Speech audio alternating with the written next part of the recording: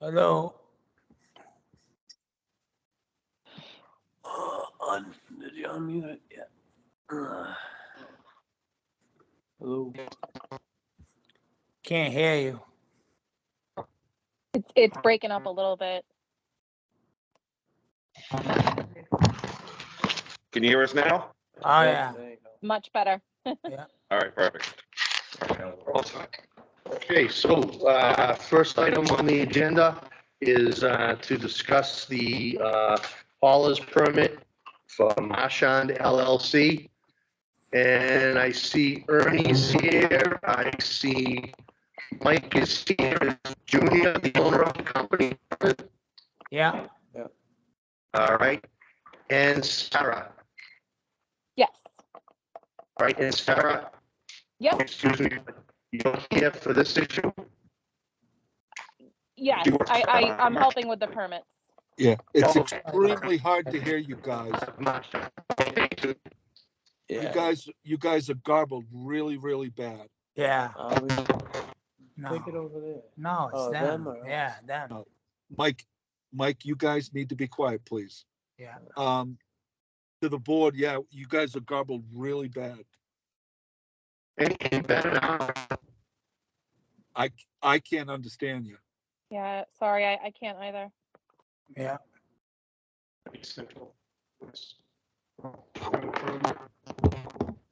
Testing 1, 2, 3. Still. Terrible. Yeah. I almost wonder if you should try closing out and trying to log back in or something.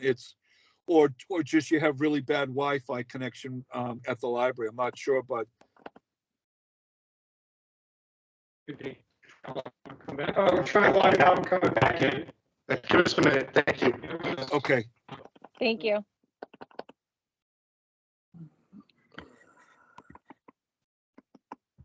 Yeah.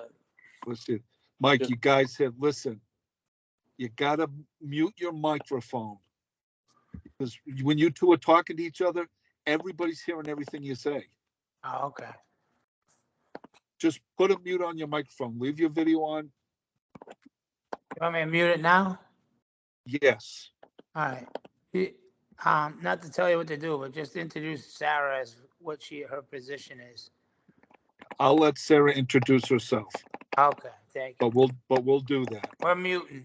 You let us know. Give us a hand signal if you want us to come back on. I won't give you a hand signal. I'll tell you to unmute your microphone. You'll be able to hear me, Mike. Oh, okay. Thank you. Jesus. Don't Sarah, give me we got to do a lesson with him after this. don't give me the finger. No, not on camera. All right, hold on, guys. Looks like Jack might be coming back in.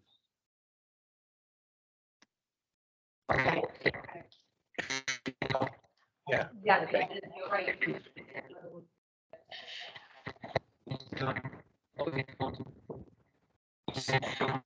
Doesn't sound like it's any better, guys. But keep talking. Let's see. Testing 1, 2, 3. Yeah. It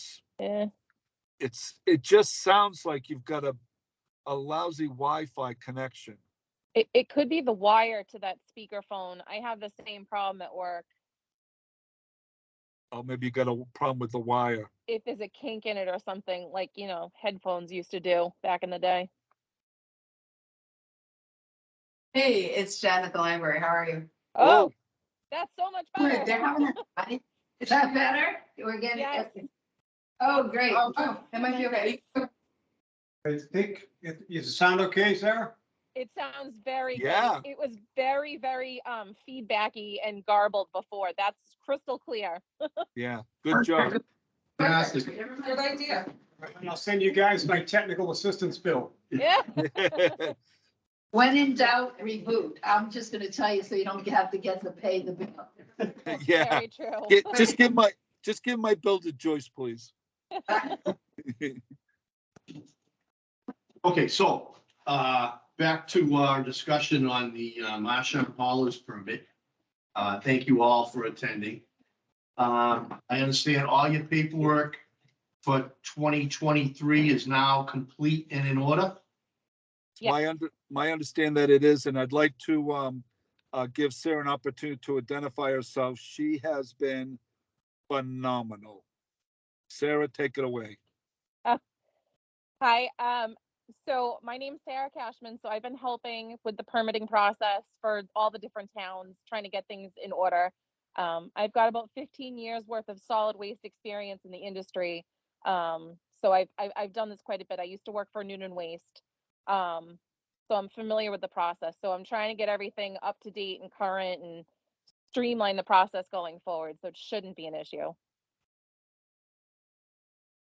Okay, Jack, so we have everything Everything is in order for for the, 2023. for 2023. Okay. Mr. Marchand Jr. You understand? Thank you. You understand that you have been operating without a license? Yes, sir. Okay. I'm gonna ask you to, and obviously it looks like you have more things in place now. I'm Yeah. gonna ask you to keep up to date, Yes. right? Okay. We've tried to be accommodating, but we need to treat everyone the same way. No, I understand completely. That's kind of why we got Sarah involved to kind of, because we got so much going on and someone is a little too busy sometimes. So The Well- 2024 applications are currently being worked on. I have them mostly filled out and a check just needs to be cut. So you should be getting those shortly as well. but All right, thank you. Yeah. And that's both for trash hauling and septic hauling, correct? That's correct. All right. Yes, Joyce, go ahead. I just want to remind you also that every single time that you pump a septic system or a tight tank in Mendon, you need to report it to Jack. Needs to come back to us because we're in the process, especially around the lake, of trying to figure out where the failing septic systems are and what's happening, and that would be very helpful to us for you to do that. Okay? All right. sounds good. Do you gentlemen have many clients Yeah. up there along? We got a Along whole the bunch, lake. we got a whole bunch waiting in the process. That's what, you know. But he's asking you if you have clients around the lake. Not at this moment because we don't have a permit. So Right. you But told when- us, this is a trick question. You told us to No, no, Mike, it's not a trick question. Mike Jr., if you have prospective clients around the lake, it's important, particularly Yes. with them. Well, we have many prospective clients, but Yeah. even I understand we were operating without a permit, but the amount of clients we could have with a permit, that's kind of why I want to get this in order, get it all. Right, but we're and moving dealing with- forward. Sorry. No one's asking about the past. Maybe you No, misunderstood I the understand. question. I understand. The question is, do you have prospective clients around the lake? Yes or no? Yes, yes. Okay, so the clients around the lake, it's incredibly important that when you pump them, once you're licensed, that the Board of Health Okay. gets the information, because there's some issues around the lake with failing systems. And Okay. they- Now I see. I see. Yeah, they need to try to figure out where that is, Okay. Yeah. for everybody. Yeah. But thank Yeah, that is correct. For any pumping that you do, regardless where it is, we need a Yeah. pumping Okay. record each time. All right. Well, That's- whenever we pump in Mendon, I'll just, how often do you need the list though? Just every time I Every pump time you or? pump. You need once Okay. once you pump, we have 14 days to get that pumping record All right. into our office. Okay. And Mike, How that's do what, that's how with do- every town. Okay. How do I submit that to you? Just call or? The form's online. You just All fill that out, mail it back in, email it back to us. As long as we have a copy of it, we should be good. All right. Sounds Sarah, good. Sarah probably would be. I was Yep. gonna say, maybe we I can, can Yep, help with that for sure. Yeah. I can see that you've got that down. And just so you know, this is not a specific request for you folks. This applies to anybody and everybody. Okay. This is something we're trying to get a handle on. So just want to make sure you feel we're asking It's something. state regulation. You gotta send it to every board of health. okay. But let Sarah handle it. And Sarah, maybe you can put together like a little list of what they should be doing each time they pump, like a Sure. checklist. Yep.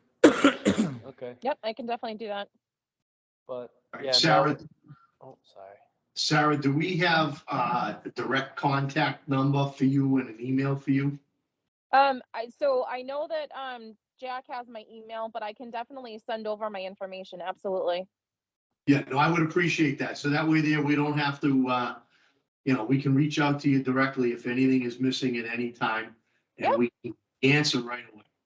Nope, that's perfect. I would prefer that myself, actually. So that's great.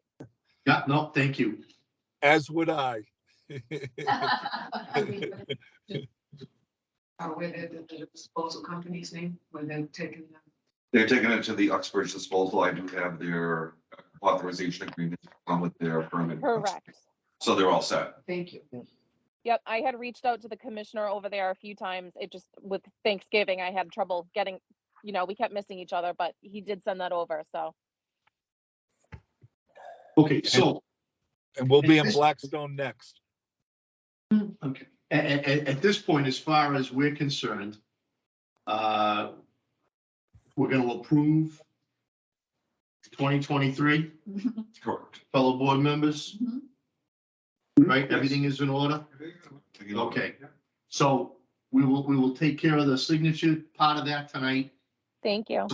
Thank you. As of tomorrow morning at 8 o'clock, you're legal. for the That's septic, wonderful. Okay, and remember, we need that paperwork and we need to get that paperwork back to you before January 1st. Absolutely. And like I said, I gave, the completed permits to Mike the other day so we can get a check cut for 2024. So you should be seeing those shortly. We want to make sure, obviously, we're caught up now that we have the 2023. Looking forward, we want to be all nice and tidy.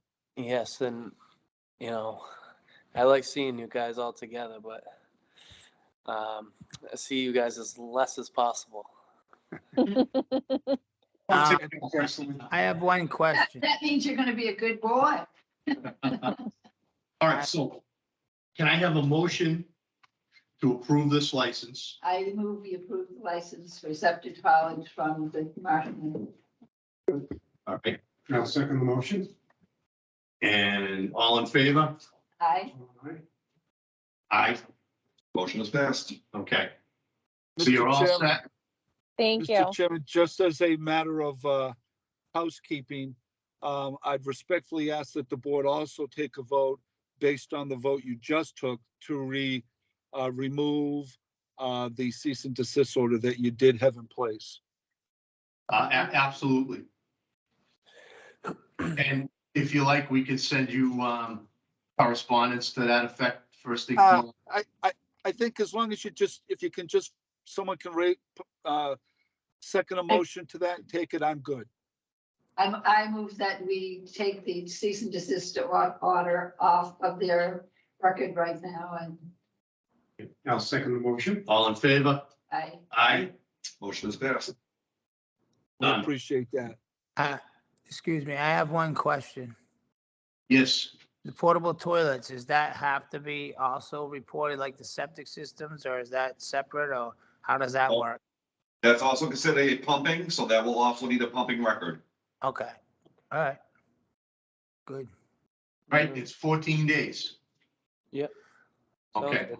Well, whatever Sweet. pumping we do in Mendon, we'll send it to Sarah and Well, but Mike, whatever pumping you do in any town in the state of Massachusetts, you must do that, not just Mendon. That is, So you send those, as soon as you do them, you're gonna send them to Sarah. whatever town it's in, she's going to send it to that town, but just to repeat myself, Yeah. this is not just Mendon. This Okay. is everywhere. You're required to do it under state law. I understand. And this also does require a pumping record of grease traps. So any grease traps that you pump, they also need a pumping record. Yeah, anytime So that's, I'm sure Sarah knows the ins and outs of the pumping record, so she'll explain to you when it's not needed. okay. Yep. All right, We- very, we look forward to working with Sarah. Look And we forward to working with you greatly also. Thank appreciate- you. Her, she'll keep us out of trouble. Mr. Chairman, we do appreciate, I know it's been a bit difficult, and the board and Jack, all of you, we do appreciate the fact that you've been patient with us. And Yes. and tonight is just an example of how you didn't yell at us for things in the past. You're moving forward, and I think as a resident of Mendon, it makes me proud, particularly you, Joyce. Now that I might take personally. Well, no, we're willing to work with anyone, and We we're know. here to help. We're not here to penalize, we're here to help. But we all have to play by the rules. We just want you to know we appreciate it. Well, thank you very much. It goes both ways. Jack's a very good asset to the town of Mendon, that's for sure. Yeah.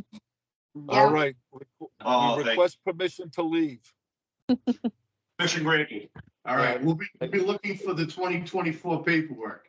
Yes, All like I right. said, I've been working on it. We're just waiting to sign it, cut a check, and you should have it very shortly. But it was definitely on my top priority list. Thank you, What- Sarah. What's your hours there? 6:30 to 4, Monday through Thursday, 6:30 to 11 on Friday. All right. Sounds good. Yeah. Thank you. Happy holidays, Merry Christmas. Happy you. holidays, Same to everyone. Thank you, you Thanks, too. everybody. All right, bye-bye. Night. Bye-bye. Go ahead and disconnect, Mike. Good. Okay. Bye-bye. Bye. Right. Next item on the agenda, 2024 tobacco sales regulations. All right. Holy mackerel. The board has the final review that town council has given their blessing. Now we just need the board to say, yep, it's good to go, and we'll put it into effect. This is like a Bible. It is. Do you have to have a public hearing for that? No. Yeah, I think what we determined, every time we don't get to do, Title five. this time would be if it was Title V related. Or if it's a new, Or something, right? if something was Right, existing. because when this was brand new. Then we would. Right. This is, to me, one of the most important things, though. I mean, I think that this is, the whole thing is wonderful. I mean, when I was reading it, I was like, holy mackerel. It's so important, though, because having seen so many cigarette deaths in my life, back in the day, I mean, kids were smoking at 12 and 14, doing. We were very fortunate when this was put together. First of all, AJ Fisk was very passionate about this particular topic. And then we had some very good resources. Yeah, That pediatrician, I can't remember his name, but he was wonderful. We kind of get into this kind of early because it was only a handful of towns in the state of Massachusetts that had adopted this. Just happened to hit it right. So is this an amendment to the existing regulations? This is an update to the regulations, because it didn't have the last regulation was like 1997, I believe. So it doesn't need to say amendment on it, do we? No, for tobacco, it's fairly recent. Was it? Yeah. 2007? Tobacco, Usually, maybe 5. In my experience, when you have a regulation and make a revision to it, it's an amendment or a revision to the existing regulation. I'm used to seeing the original date here Mm. and then the revised dates, I think is what I'm used to seeing. So that, So it looks And they like keep 20 adding to down that. here, it looks like Right. 2021 is the US, it says US Center for Disease Control, Health Effects of Cigarette Smoking Fact Sheet 2021. So, Are we applying this to our regulations? correct.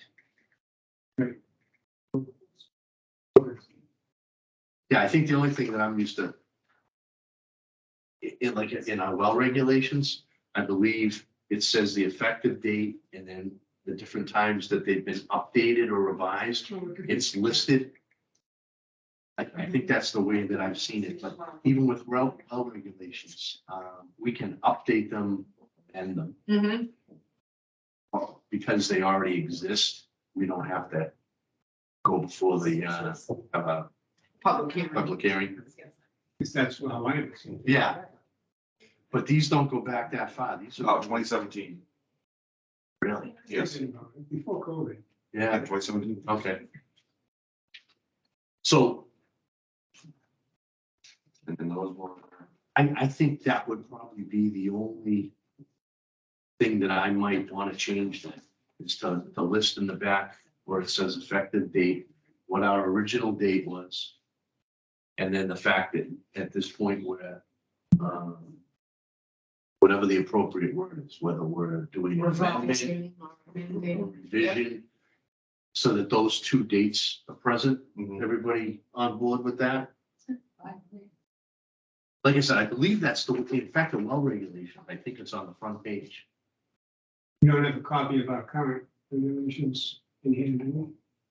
Which ones? Not right now, no. Oh. I'm just looking on the website. Oh, to compare the revisions? I was just curious, compared to what we have in place. Is this, we're not like adopting something brand new to, Well, you're adopting now that there's vaping now, wasn't in 25 years ago, so there's E-cigarettes. components that we're basically just revising and adding, adding in now to, Correct. balancing, amending. yeah, amending, yeah. I just want, Yeah, whatever the appropriate word is, whether it's a revision, an update, or an amendment. well, I wanted I to don't make sure know what that we're doing what you might call a wholesale change where somebody can look at it and say, you're adopting a brand new regulation. Right. No, I think it's very similar to. That was very, very similar. It was adding in the things that weren't around back Vaping. 5 years ago. Just like what you're talking about with changing the rooster regulations. Yeah. Redefining the purpose or fine tuning it. Piece, yeah. Right, that's just a revision, it's not a whole new regulation. Yep. So they're very similar to what.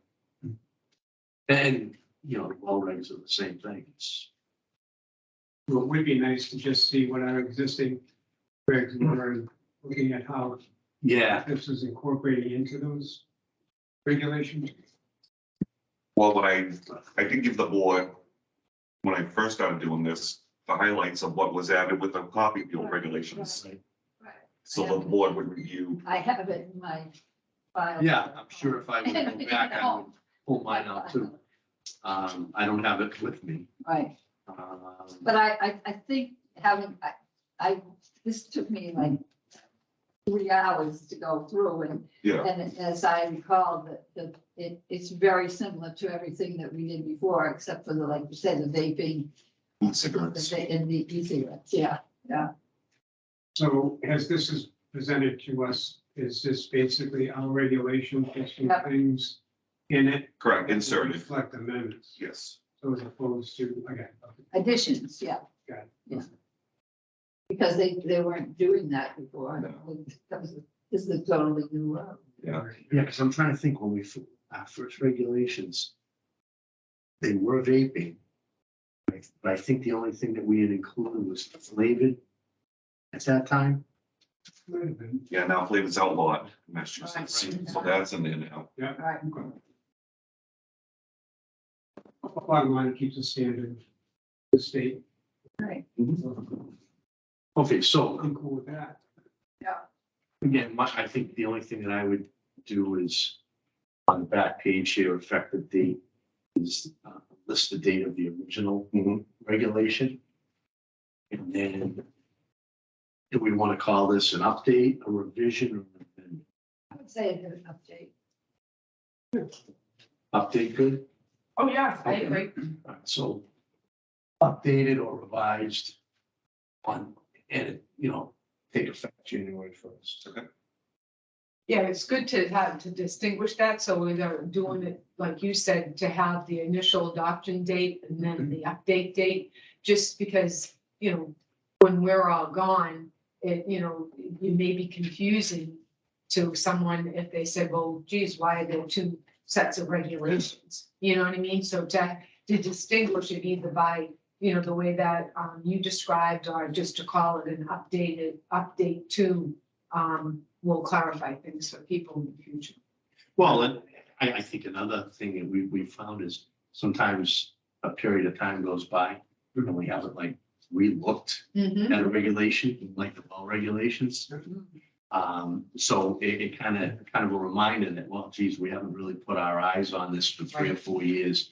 Is there anything that's happened in 3 or 4 years that's, Yeah. you know, important that we need to address? Mm-hmm. So as we're, you know, discussing things or going through, you say, no, we haven't touched that for a period of time. We should, you know, relook or talk about it. Mm-hmm. There may be nothing that needs to be done, but a large amount of time will go by. And we'll put our eyes on it. Board members change. This, Mhm. We may need to be specific as far as putting a date for revision for a certain area that wasn't in the original that got added. That's not necessary, it's just sufficient enough at the very end. Yeah, just, right, because then they can say, oh, geez, they were updated, you know, they were updated on, you know, December 6th, they can go back to the board meeting. By the original. Right. Right, and it meets, meets with what's happening now, Mhm. you know. So, and we're keeping up at the times. Everybody's the time. okay. So we're all set with that? Do we have to sign anything now, Jack? No, you gonna vote on this? Oh, yes. I make a motion that we accept the, tobacco, regulations as shown on the paperwork here. Regulations. Yeah, item number 2. I'll second. All in favor? All right. Aye. Motion is passed. All right. So yeah, just that little addition and we can sign. Got it. Fantastic. Old Pendon landfill update. Jack? Wow. No, I just said that because you put my name on it. Again. I was finally able to connect with Paul. Actually, as recently as today, and I met with her last week. She has a treasure trove of information. Oh, good. I heard, I can't. Is it great? Good information? Oh, wow. I'm freezing. Yeah. Would you like my call? No. That is a lot of information. Oh, wow, look at, And it's a Holy oh my God. macaroni. Oh, I can't wait.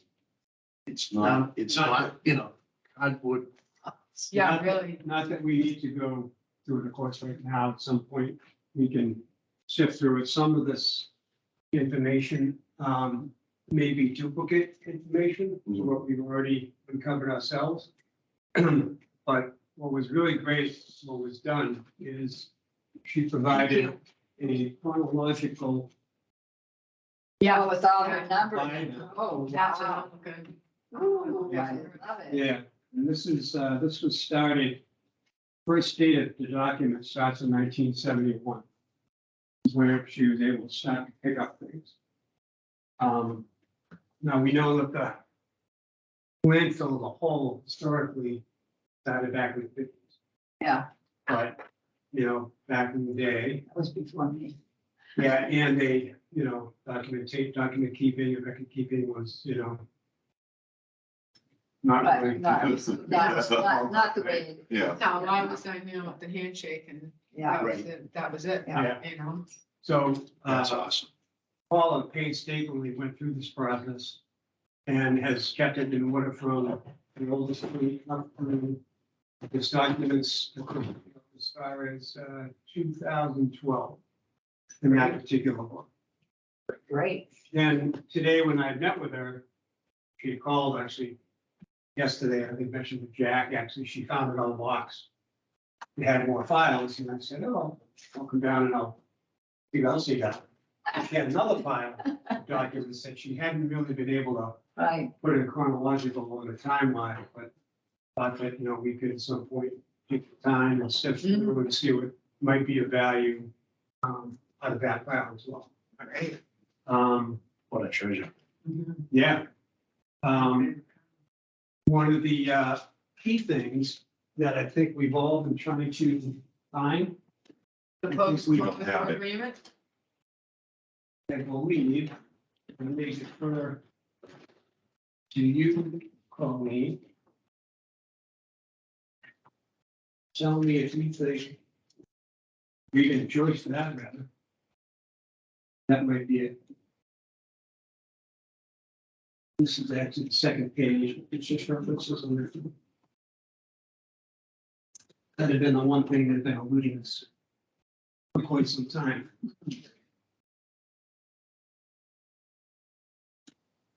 so they reference, Shea Engineering and Surveying Company's landfill closure plan. It's an engineering plan. Is there a number attached to it? Like Gary on Allen has a G number?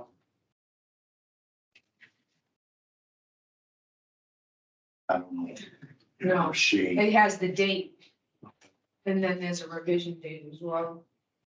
Yeah, so we should be able to reference based on the dates that they reference in the plans, that document. what they're referring to. There was some number on that. Yeah, because that, department in the office on So the it's, wall is Gary Allen has a G number. Right. So everything that has to do with that property would all tie into that number. Shea right, yeah.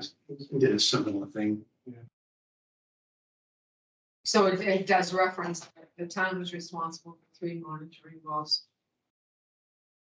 But the DEP reserves the right to make a revision if necessary, of course. But this definitely says 3. So if there's another document that suggests that at some point in time, they elevated it to 5, which obviously they did, because I doubt that the property voluntarily installed 2 wells. I do remember reading a piece of the paperwork where they did include another 2 monitoring wells Yeah, in the file we have in the office. and I think where it ended up happening is, so from what I can gather, and kind of looking through this and some of the information we have in our files, this landfill went into operation in 1956. Based on a lease agreement that was formed between the landowner and the town. The landowner was compensated X amount of dollars per year, which I have, there's a document in there that actually lists all the payments that went out. Like $1,000 a year. Yeah, or something. Remember, we were reading that. Yeah, We were reading that. Because at the time, the town was looking at options to dispose of trash. And the options they were looking at were very expensive. And somewhere along the line, the landowner had come forward and offered his land to operate as a landfill, to take care of residents' trash. And sounded like basically he was doing it at a cost that wasn't very expensive, call a hometown discount or something. And so that may have been, probably the basis, because I think they were looking at numbers like $15,000 or. And that might be how the town assumed the liability, because if there was a lease agreement, it's just like if you lease a car, you still have responsibilities even though you don't own it. Yeah. So if we were in an active lease for that land, that's, Actually, I don't think that's actually what triggered why we took the responsibility to pay what we were paying. So the landfill goes into operation, it operates for a number of years, for the most part, without any issue. There was apparently an issue early on in the 50s, because initially they were burning. Right. And there was actually a regulation in place that did not allow burning. Somewhere along the line, that became known, and they sent notification Daniel Running, this is, they cited the chapter. So it's DEP, Yeah, back then. DEQE. Yeah. So burning stopped. That's when basically the plowing under took place, so they just kind of buried into the ground versus burning. And once they got past that, the landfill seemed to just kind of run without issue until fast forward now to the seventies. Bruce is involved and kind of pick up what happened there, but essentially, the base operation of the landfill started to go beyond just servicing for residents of Mendon as a dump site. You know, they wanted to get into doing a little bit more. But they weren't using the town of Mendon site for that. That's correct. They created a new site. That's where there have been 5 sites, 5 parcels of land that were identified through the courts and actually on mapping that we have, basically called A, B, C, D, and E. Right. And so this was kind of the old, I remember seeing that. Yep. That mapping. Yeah. As to how it's a really old picture. And that was referenced in the, Yeah, but I can see the letters. This, so now at least we know. We're assuming that's the house. way up at the top. That A, B, and C was just to the left of the house was exactly where to the right of the house, excuse me. Yeah. Right and left down. To the right of the house was where we went to the dump. And put our dump, our trash in there. And, he had a machine, a thingy machine, and So I would assume that would be A and B, but what was C? I think the C parcel is actually on the other side of what we know as the path, the driveway that goes up. Almost, where the resident is there, at 26 Bellingham, Paul. That field just beyond her home is the C section. and that was where they did that's where they put the landfill. That's where they were. Well, they did the landfill actually on A, B, and C. Not for the town. It may not have been for the town, but. It was the one, that's where they started digging. When I came up there. Yeah. It was right on the side of, this is the river. Trying to figure out, that landfill was like right up here that they Yeah. did. Now look at it this way. I think this is where their main house is over here. Right. So you're kind of coming up. So this is where, see, this says E right there. Does that say E, D, Yeah. and E? it's, That's where that is. Yes. And with that's that- where we Yeah, closer to the river. right, yeah. Where the area was that he was using, For trash, from hauling in the stuff. right. And I guess the good part is, from what I could see of the timing, you caught it very early on. in the I game. did, yes. It only actually lasted, from what I can understand, maybe a week or two, if that. No, because see, first of all, the selectman he just kept doing it. Interestingly enough, there was something in here I wanted to I wanted to say was that this says that landfill closure operation will be completed before July 1st, 1983. So no environmental assessment form is required to be submitted for this project since it's under the Environmental Protection Agency. If you determine no significant damage to the environment, enclosed here with the standard copies of the plans. I'm just thinking that date is an interesting date too. I think that's what the town done.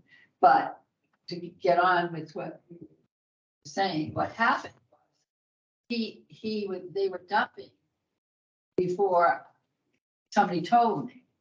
Yeah, it was going on. Yeah, and it was, they were like truck after truck after truck, big 10-wheelers that were going 12-wheelers or whatever they call them, you know, and my friend who lived on the other side of saw it, and she's like, calls me and says, what's going on? And I said, no, I don't know. Nobody said anything to me. And she said, I'll go look to see where they're going. And then she called me right back and said, they're going there. So then I went over there. And my daughter was with me too, like two hanging onto my thing. And I see this huge machine, and he was digging and covering what had already been in there. So I don't know exactly how long it's on. And the select board didn't let me, stop it right then. You know, they just kept doing it. They kept doing it until finally, free, and he postponed my visiting and showing him, because I had all the paperwork, I had everything there, but his wife was pregnant. She was gonna have a baby any minute then, and so he said, can you just wait until the baby is born? My wife is 10 months pregnant, he said, and can you wait till the baby's born? And I said, yeah, but at least I'm gonna give you this paperwork. You know, so, I mean, it took a while, and they were coming in with truck after truck after truck after truck. So you think it actually might have been running for at least like multiple weeks, that kind of thing? I would say probably at the very, very, very least 3 weeks. Okay. You know, I'm sure that it was going like a week before I even knew about it, and she didn't even, you know, put the pencil parts together, you know what I'm saying? So, yeah. So how do you think the town became liable? So, when This the decision. Board of Health, the Board of Health was issued that, J Engineering was the engineering company that Covered, followed yes, suit. right, The plans they submitted were acceptable. And there's another follow-up letter in there, plan closure right, that confirms accepting of the plans from Shay, and everything looked fine. right, They did an inspection, so the DEQ was fine with it. right. From 1983 until about 2005, 6. Even if wells, the 3 wells were put in, there was no testing of them. So it kind of fell off the radar for a while. Testing didn't actually start until like 2007, 2006. Who paid for the closure agreement, the engineering, and who paid to close the dump? The term of this letter states that the town is responsible for all the expenses associated with the parcels A, B, and C, Right. Right, Okay, and so- that was the, which is D and E. So Correct. did the town close it? well, no, He did the This physical. is what happened. This is what happened. We went to court. We were in court all summer, right? And so at the same time, while we were in court, the town was doing their dumping. The town people were coming and dumping. So then when this was on a Friday, when we won. So I got home and he calls me and he says, "You think you won? I'm closing the dump." I said, "Now what are you gonna do, sweetie?" And I wanted to say, "Sweetie, I already mimeographed 1,000 pieces of paper that the policeman is going to hand out there tomorrow morning." I said, "I've taken care of it. Baron Carty are going to take over. And I said, I'm going to put a policeman at the end of your driveway." And that's what happened. And So he physically closed it. He physically Okay. closed it on that, well, he thought he. Right, but what I mean is that the capping and all that, Well, he didn't do any capping then, but that day, that was the last day. Right. After the court gave us, it was a Friday, we came home, it's like, "Ha, you think you won?" That's what he said. You think you won? Well, I'm closing the dump. And I wanted to say, well, you think you're getting to one? I already figured this out. But I said, It's about fine. poker player. Yeah, fine. I said, I will have a policeman down at the, bottom of the road. Clearly, Zach thinks this whole committee is a joke. Sorry, Josh, did you have something you wanted to add?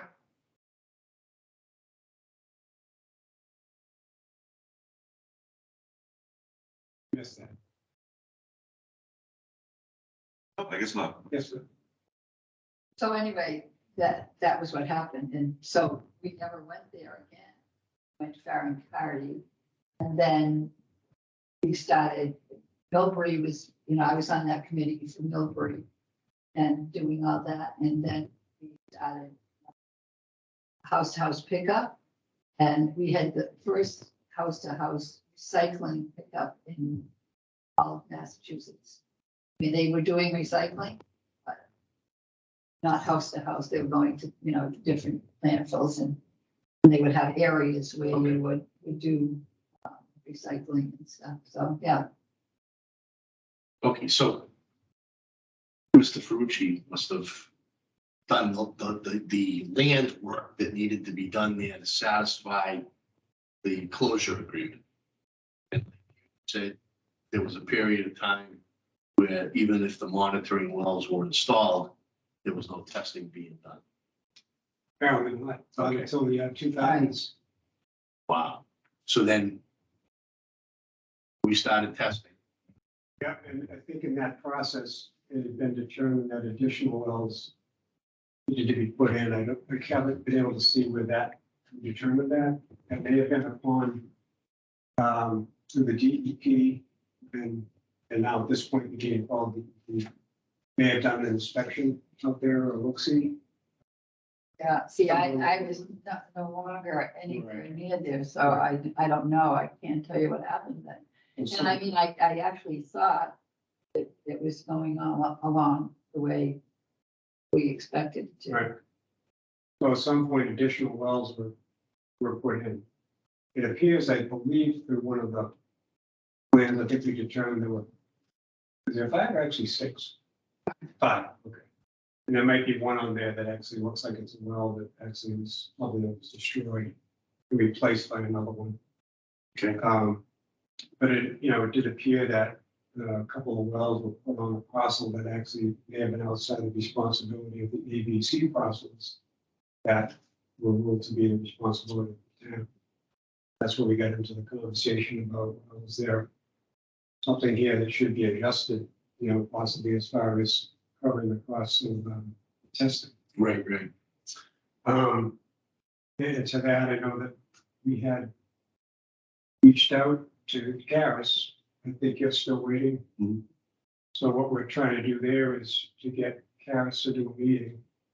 We have a conversation about where the legal aspect of that may or may not be able to be adjusted. Mhm. Now, but I probably suspect that so many years have gone by. So at this point, I don't think there's should be any consideration of thought. Go Yeah, backwards. Right. Right. For moving forward. Right. There could be something that will clearly delineate responsibility of the testing aspect. And for that matter, the maintenance aspect that may go along with the appropriate wells. We just have to. But also it might be worth it, once we look through here, I did see some plans there. But they reference, there's also a plan, that was designed by Garrier and Halnon that specifically shows the areas A, B, and C, and also designates the areas D and E. So sounds to me like maybe it's something that's better than the aerial photo that we've been going by. Yeah. Mm. But I did see some plans there, so Right. tomorrow we can go for a treasure hunt. Yeah, In Maybe take a addition, look. to that, she provided also another book to the plan. Fantastic. They have, but I think some of them might be kind of new. Right. That might also help to put the picture in. How long do we have this for? Besides, she doesn't want it back. Awesome. Wow, gee, all that Who work. does it, who does that come from? Paula Korea. Oh, I haven't heard that. Is she the one who lives in the house? Oh, That my used to be lady. Jimmy's? Oh, right. Oh, good. Yeah, Yeah, because I was gonna say. I was gonna say, yeah, because That's- I worked with her. I got- When she found out that, it was there, Plans. nobody told her that, which I was surprised at when she bought the house. Yeah, she actually. I hope so. After the fact. Yeah. Particular intention to win those other two wells. were added. To see the reasoning for it, and then we'll be able to determine who's responsible. Well, it says there's a decision that the town was responsible for three. If there was some kind of amendment after that. Good for Or her. if. So she already did a lot of. And I was reading this, and it didn't But say after she came to me, anything with regards that was to me for a while. that addresses just the plans and closures. So where do we stand today? Well, We got Atlas on board. yeah, well, the other aspect of this topic is, the access agreement. I know Joyce, you weren't at the last meeting, but we kind of talked a little bit about that. And whether or not, it was the last meeting, so what? Remember, it's me and Jennifer, Yes. Right, and Jennifer, yeah, I had gone to Florida. yes, Yeah. yeah, and you'd ask some questions about, with this, what would this mean if, landowner would say no. And I don't know if you're at this point having heard what Jennifer had to say, if it was of the view that we should move forward to try to obtain that formal access agreement or not. There's a dollar value to it, $1,800, Yeah, I think. I think you need to determine, first of all, if with regards to the, potholes that they discuss at that meeting, but determine what parcels they're on, because it may not even be the town's responsibility, and why should the town exhaust their funds? Right. Well, so with regarding that, oddball term, I believe you took a ride with, John. Yes, I went out with John, this afternoon, I believe it was, from the highway department. Oh, yeah. Okay. And this was one of the pictures, the first page is the pictures that DEP provided to us about that sinkhole yeah. by Yeah, that culvert. basin. Yeah. Yeah, I was gonna ask how we, And the second page is some pictures I took today when John and I went out there. It says the rocks are caving in from that water basin. But he believes since it's on private property, he's not gonna do anything. okay. If we have an answer. So he feels that catch basin probably needs to be rebuilt. He doesn't even know where the catch basin would even Was draining. run out to exactly. Yeah. He goes, but there's like 4 feet of dirt in there and God only knows how long it's been like that. Yeah, I mean, it's possible that they had never cleaned it out Yeah, because, normally the town does that every year. So that you can see the inlet, and the outlet. Yeah. So I mean, just the fact that he went out and looked is progress. So I guess the question is, though, I don't know if that's considered an unknown. How that was done and who did initially. Because back when the landfill was in operation, and it was an agreement between the landowner and the town of Mendon, the pavement area that goes up off of Bellingham Street was considered to be a road. Matter of fact, on some documentation, it's referred to as a road. And I believe that for a period of time, the town worked on that. The town paved that road. Mhm. And I just don't know if, is it possible back when they were, because the townspeople were using the land, if this could have been installed by the town back in the day for whatever reason, right, for collecting water. Water, yeah. Right? It's kind of an unknown, but when the agreement ended, the town was no longer using the property. Right. This was no longer considered a road. This became a private Right, way. yeah. So the town is not maintaining it. Right, At one time, We're not using the dump, but we're. well, given that we had that agreement, it made sense for the town to maintain it, because people are gonna use it. Vehicles going up and taking care of the business and so forth, right? But then when the agreement went away, town probably said, well, we're not gonna take care of it, right, which kind of makes right, sense. because it's the driveway to their house as well. I mean, It is, Yeah. it's basically a Right. Exactly. extension of going right up to Right. the, yeah.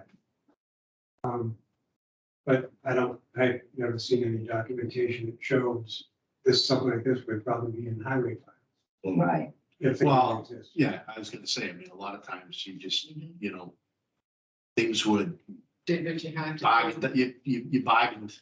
Yeah. You know, hey, we'll let you use this, but you need to do this, and, you know, they just kind of worked it out Yeah. amongst themselves. There probably wasn't a big dollar amount ever attached to any of this stuff. Yeah. And, you just tried to work together to, Get it done. right. But we're being told that we have to fix these things. I mean, that's what Atlas is telling us when they did that survey.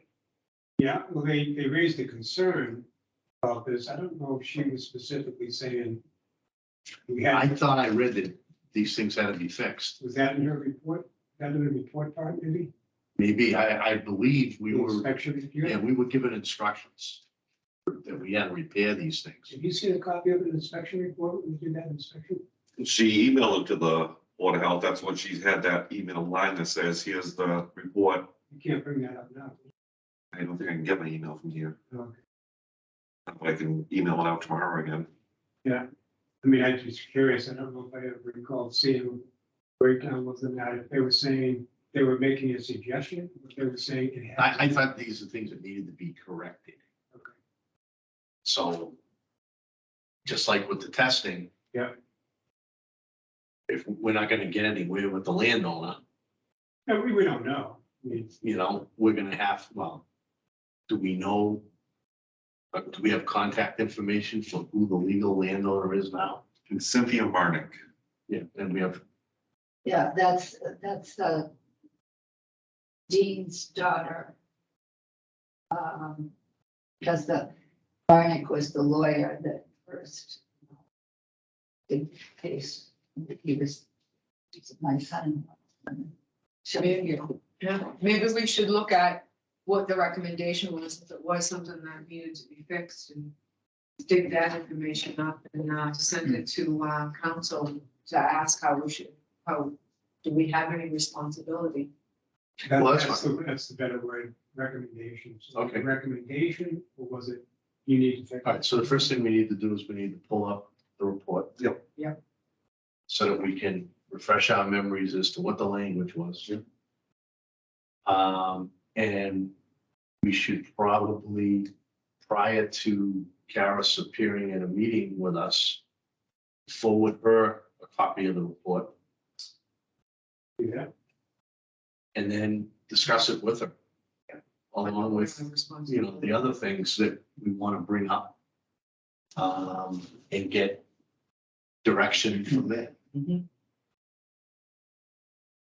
I think the only other legal element had to do with separating out, moving forward, potential costs. What's currently being hidden. right, I think that's the second leg. Maybe the first leg is to, let's get This it, piece, yeah, this piece, and then in the meantime, we can go through all of this and gather all the information together to give to town council. The more information that we get her, the you know, easier it will be for her to advise us as to how we should proceed. Yeah, and you know, how many of these holes were there? Numerous? I think she mentioned 2 in the email. Yeah, yeah, Okay. only a couple. All right, so it doesn't, other than if the fact that catch basin may have to be rebuilt, the other stuff would probably be minor. Mhm. So it seems as though somewhere along the line, it has to get done. We can't put them off. And we're gonna lose weather at this point. So even if we have to get a price cost from the highway department to rebuild that thing, then we're gonna have to take care of it. Well, to John's concern, to John's point, Right, right now, he's looking at this as. Private property. right, He's not inclined to touch it. Yeah, right, So So that's he's not what we touching need it. to figure out, That's what we need to. right? And if we're trespassing and, you know, I mean, what, you know, and if whatever the cost is, if, first of all, determine whether or not we're even liable or responsible. Right. For So do we need to respond to Atlas in some form? I mean, they are working for well, I think we us. should tell them that we're working on it, and, you know, it's in. Because essentially the culvert, in this is a deficiency in the capping, which is kind of important. So, Well, you know, the thing of it is, it's interesting because it's a drain. That's top picture, yeah. right there, that's a Yeah. drain, so it's not, it's not, it's going into the ground. It's not, we're not taking stuff out, you know, we're not. So that doesn't make sense. Yeah, I mean, that's collecting surface water coming from Right. somewhere. That may not even be affecting any kind of capping. and that's what John mentioned this morning, he goes, That's I what- don't see how this affects Yeah. it. That's what I'm saying, Yeah, this is actually. Analysis. Yeah. right, So this may be Right. completely external to the capping Mhm. work that was done to seal it up. Well, I guess we have some questions that we need to get clarified. what's it doing, where's it going, and what's it for, Uh-huh. and we have a plan of. It might show, it might on the, you know, the plans on Shays or Yeah. on Gary and Helen Yeah, too. we show the catch basin. As we start to look at these. And then again, Right, it could have been something that was installed to get rid of surface water. right. Yep. They And would there be- is no plan. Right, And that's why I and it think wasn't done by us, that this is something that potentially the WIG Act could have been done if the town's maintaining it and saw the need to put that in to collect water from the roadway. right, That would have been used by residents to get to. right, Well, yeah, and that's the $64,000 question, Yeah. because the duty and our obligation, now that the town no longer. well, uses because, and we were the paying for this. Well, this is pretty close up by the house. So how far will the landfill get close to the house? This would be where you have to kind of good mapping and try to determine by scale, Right, Mhm. kind of footage distance. Well, and that's why I'm hoping the plan, because the plan will have a scale on it, and that will clarify. All right, so we need to review that, Atlas agreement? the yeah, see report, what, yeah, the report for the inspection. And then, so maybe we should review that as a board before we send it to Karis. Oh, absolutely, Maybe we can bullet point our questions and absolutely. include that with a copy of the report. Mhm. And if we can do that before we have a meeting with Karis, then we'll be prepared and organized. I mean, unfortunately, this whole property is, yeah, Well, you know, the additional information there's a mix of private and right, Becoming exactly, town. yeah, is yeah. becoming clear. Right. And this added bit of information, which I just haven't had an opportunity to look at, it just came into possession today.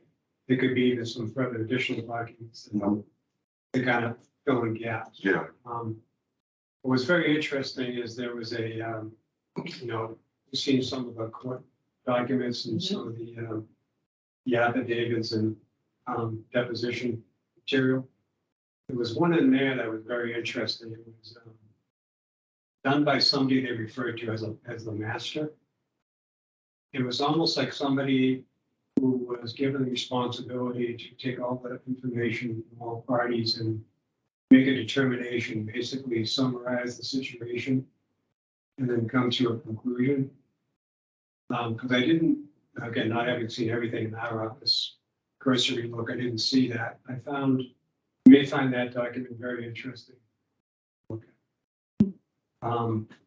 But that was separate from court ruling, Right, but it was a pretty in-depth presentation of how things started, where they went throughout the years, how they ended up. And it was a gentleman by the name of Francis P. O'Connor. And it was actually, the title was master. Somebody, it's almost like, Magistrate? well, it was, the word was master, but it's almost like somebody, is the picture I'm looking for, when you're looking for somebody to, right, two sides, what do you call right. that? Oh, mediator. There you go, almost like somebody brought in as a mediator to hear the story, look at the Awesome. facts. And he created this summation. Right. It's a very good read. Yeah, I wonder if it's almost like an independent judge who, you know, kind of summarizes all the information, but And you said isn't part of the Francis J. O'Connor? proceedings. So there's no influence. It's a very familiar name. And well, what's interesting is I think that the judge that I think heard the case, his name was Conley. That rings a bell. Yeah, It doesn't indicate that this individual is a judge, by title, they just use the term master was referenced, right. but, Well, the thing again that I always think about is that he had a contract with the town. We paid him. So once we paid him to do his job, why would we be responsible? Do you know what I'm saying? Yeah, the only thing that I can think of is if they're referring to it as a lease agreement. Mhm. When you lease something, there are certain responsibilities that you have that go along with that lease. Yeah, Well, you know, it may be things that if you owned it, you'd have to do anyway, right, but it's sort of determined. You have to have insurance. You might have to maintain the road. You know, it's being called a lease. right, So it's almost like you've taken temporary ownership and responsibility for something when you lease it, right. right? You lease an apartment, you lease a commercial building. There are certain inherent responsibilities. But the thing The that, lease has ended, but because it involves the DEQE or the DEP, we know from being in the Board of Health world that things don't necessarily, the responsibilities don't necessarily go away right, with the end of the lease. that's correct. And that's obviously what we're finding. Right. So many years have gone by. Mhm. yeah, it's crazy. You can't talk to the players firsthand, Yeah. which makes it a little difficult. Yeah. But I mean, obviously, this information, these documents are gonna be helpful. But we probably, as we've determined, need some legal advice. Right, Because if not, we're just gonna spin our wheels. that's correct. You know, we're gonna come up with an idea that we're gonna think is right. Yeah. Based on our knowledge, Just what we think. Right. you know. I think that it's we not did ours, right. you know, anymore, And and, he was responsible for doing what was right. we don't know the That's ins and right. outs of the law. I think these are the initial decision letter and then the follow-up correspondence will be key to give to council as well as the plans. If we can find and identify the parcels, and then if we can figure out when the other two wells were added. Mhm. And then these concerns, Yeah, the addition of the wells, I think we have a better. We'll be able to, I think, identify that because that all happened, I believe, in the 2000 timeframe, 2006, 2007, right in there, because we were served, Board of Health at that time, was served a notice by Mass DEP telling us that we were out of compliance and that we needed to do something. Step to the plate. And I think, and the DEP was very much willing to work with the town Mhm. to get it resolved. Right, And I have a feeling that the mindset was because of 20 years going by, zero testing taking place. I think it may have been just a thought, just we'll get it done and send us. And we'll make it happen Right. without trying to figure out, we'll look back and see. Why it might have just been because it was considered a landfill in general, used by residents in general. Right. Okay, well, that's on the town, so. Well, and when 20 years goes by and no one has their eyes on it, it's not a good look for us or them. Right. You know? Yeah. So there's no reason for both sides not to be reasonable Well, to get it into compliance, whether it's the enforcer or the people that are responsible. What was cited by the DEP is they were initially prepared to fine down in over $15,000. Mhm. And because they were working with them, they reduced that to 3,000. Mhm. And that was the fine that the town had to pay because they estimated not doing any testing for 20 years. That, I think, is how they came up with the dollar value of roughly $15,000.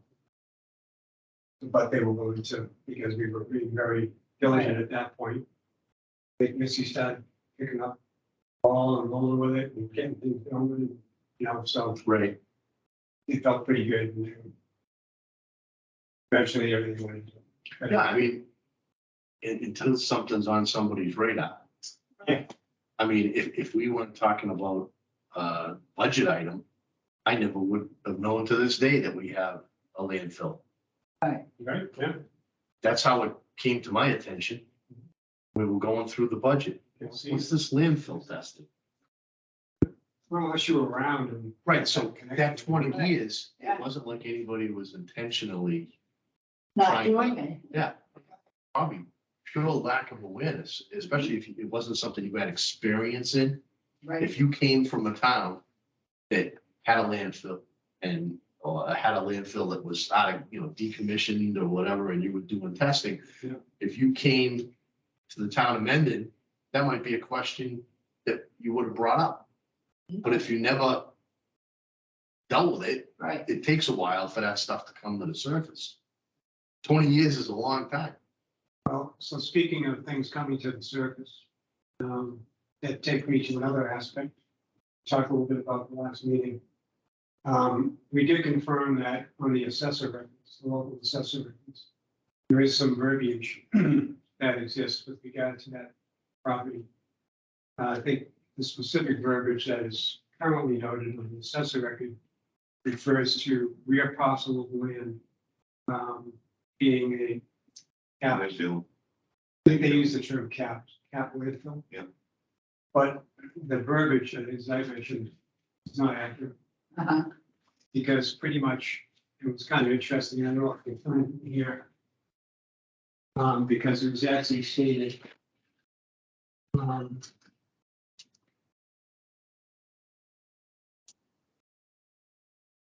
See if I can see it.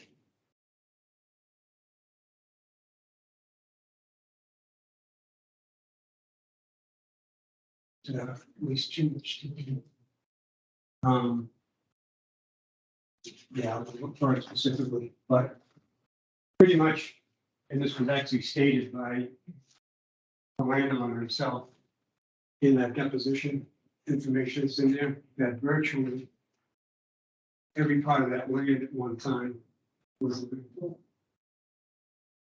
That was a specific quote from his perspective. So if you take that to be accurate, then the notation of just a rear parcel of land being a cap landfill is not a complete picture. Mhm. It should be a note in there that references pretty much the property, period. Yeah. Was a form of land. It'd be nice if you could find that, No, I can. because if you find it and there's a date, any identifying information on that particular statement, then Gene could maybe put that on the assessor's card with a notation, right? So that someone could look that up in the Commonwealth of Massachusetts records to get more information. Yeah, you mean our local, when you say Commonwealth of Massachusetts. In other words, That's all from the Commonwealth of Mass, right? That whole book, all those. Pretty much all, there's some legal locations in every. Well, wherever that document was generated from, you should be able to reference it. Yeah. So in other words, you can't fit the whole thing on that card, No, but whatever we say or whatever we work with Gene that's appropriate to say on that card, we need to have like a reference. so when I. So in other words, we didn't make it up. No, What right. she could do too is, they keep, and then maybe they've already been scanned, but she has some deeds, if not all the deeds, to the properties in Mendon. And she could just add that deposition to that file. The document, okay, yeah. Right. There you go. So that way there's someone who wants more information. Mhm. Because we want it to be accurate. We're not trying to mislead anyone. No, We want to make sure that it's clear that anybody that is interested in that property knows about that property. Or So- knows where to find more information on it. Well, my question in general, is there a verbiage that we as a board think might be appropriate to put in that little note section? Of course, we can reference something more specific, but something instead of it saying, rear parcel of land is a capped landfill, something that actually reflects the fact that pretty much almost every part of that land is a land. I'm not sure that that's true though, because he had a big, pig farm. Right. He had a huge pig farm. With there, and he also burned. So when he was burning, he just had ash. And then, he would distribute that around and he kept using that same piece. Now, I mean, again, I didn't come there until 1968. But we went to the dump there all the time. That's where I got a wonderful, that new vacuum cleaner that, yeah, really, truth be known, it was we used it forever. Was the- It was a, one of the, Electrolux? Oh, it was an Electrolux vacuum cleaner. There you go. And what happened was the cord was, damaged somehow and whoever plugged it in, it didn't work. Bang, bang, they brought it to the dump and my husband said, this is practically brand new. We came home and it was our anniversary. There you go. And There he you said, go, buddy. look what I bought you. Look what I got. That's vacuum. Well, Yeah. I would say that maybe we should locate and read that document you're talking about, and maybe that will give us the correct language. Yeah, because I mean, he had the pig farm and everybody brought their garbage up there from what I'm told. Yeah. Because pigs were eating anything. I played in that pig pen. Right, right. But then, so maybe that's what he meant by that. It wasn't necessarily buried. It was just, people literally brought their garbage Right. up there because the pigs ate. Right, because, and they paid him to Yeah. do that. Yes. They paid him to bring their stuff there. Yeah. Every single thing. I mean, Well, he didn't do anything. Then just make it general enough, when the assessment note just says land on capped landfill. Mhm. That's general enough, it's under like, well, I want to find out more information about that, because how much of this land is the capped Right. landfill? Right, and Jean could probably help us with that. Yeah. When that's, her area of expertise. She could probably help us so that it's descriptive enough without being too much. Yeah. So, It's what's that one? Not vague, Exactly. If she has like the regular Right, file. that's- address, the Yankee we could was our give her engineer. Two Okay. documents of Yeah. the decision. She- Right, of the, Really, right. so that. So he was that 1977. Mm. Of, Yeah. property itself. Maybe we could just Yeah. give.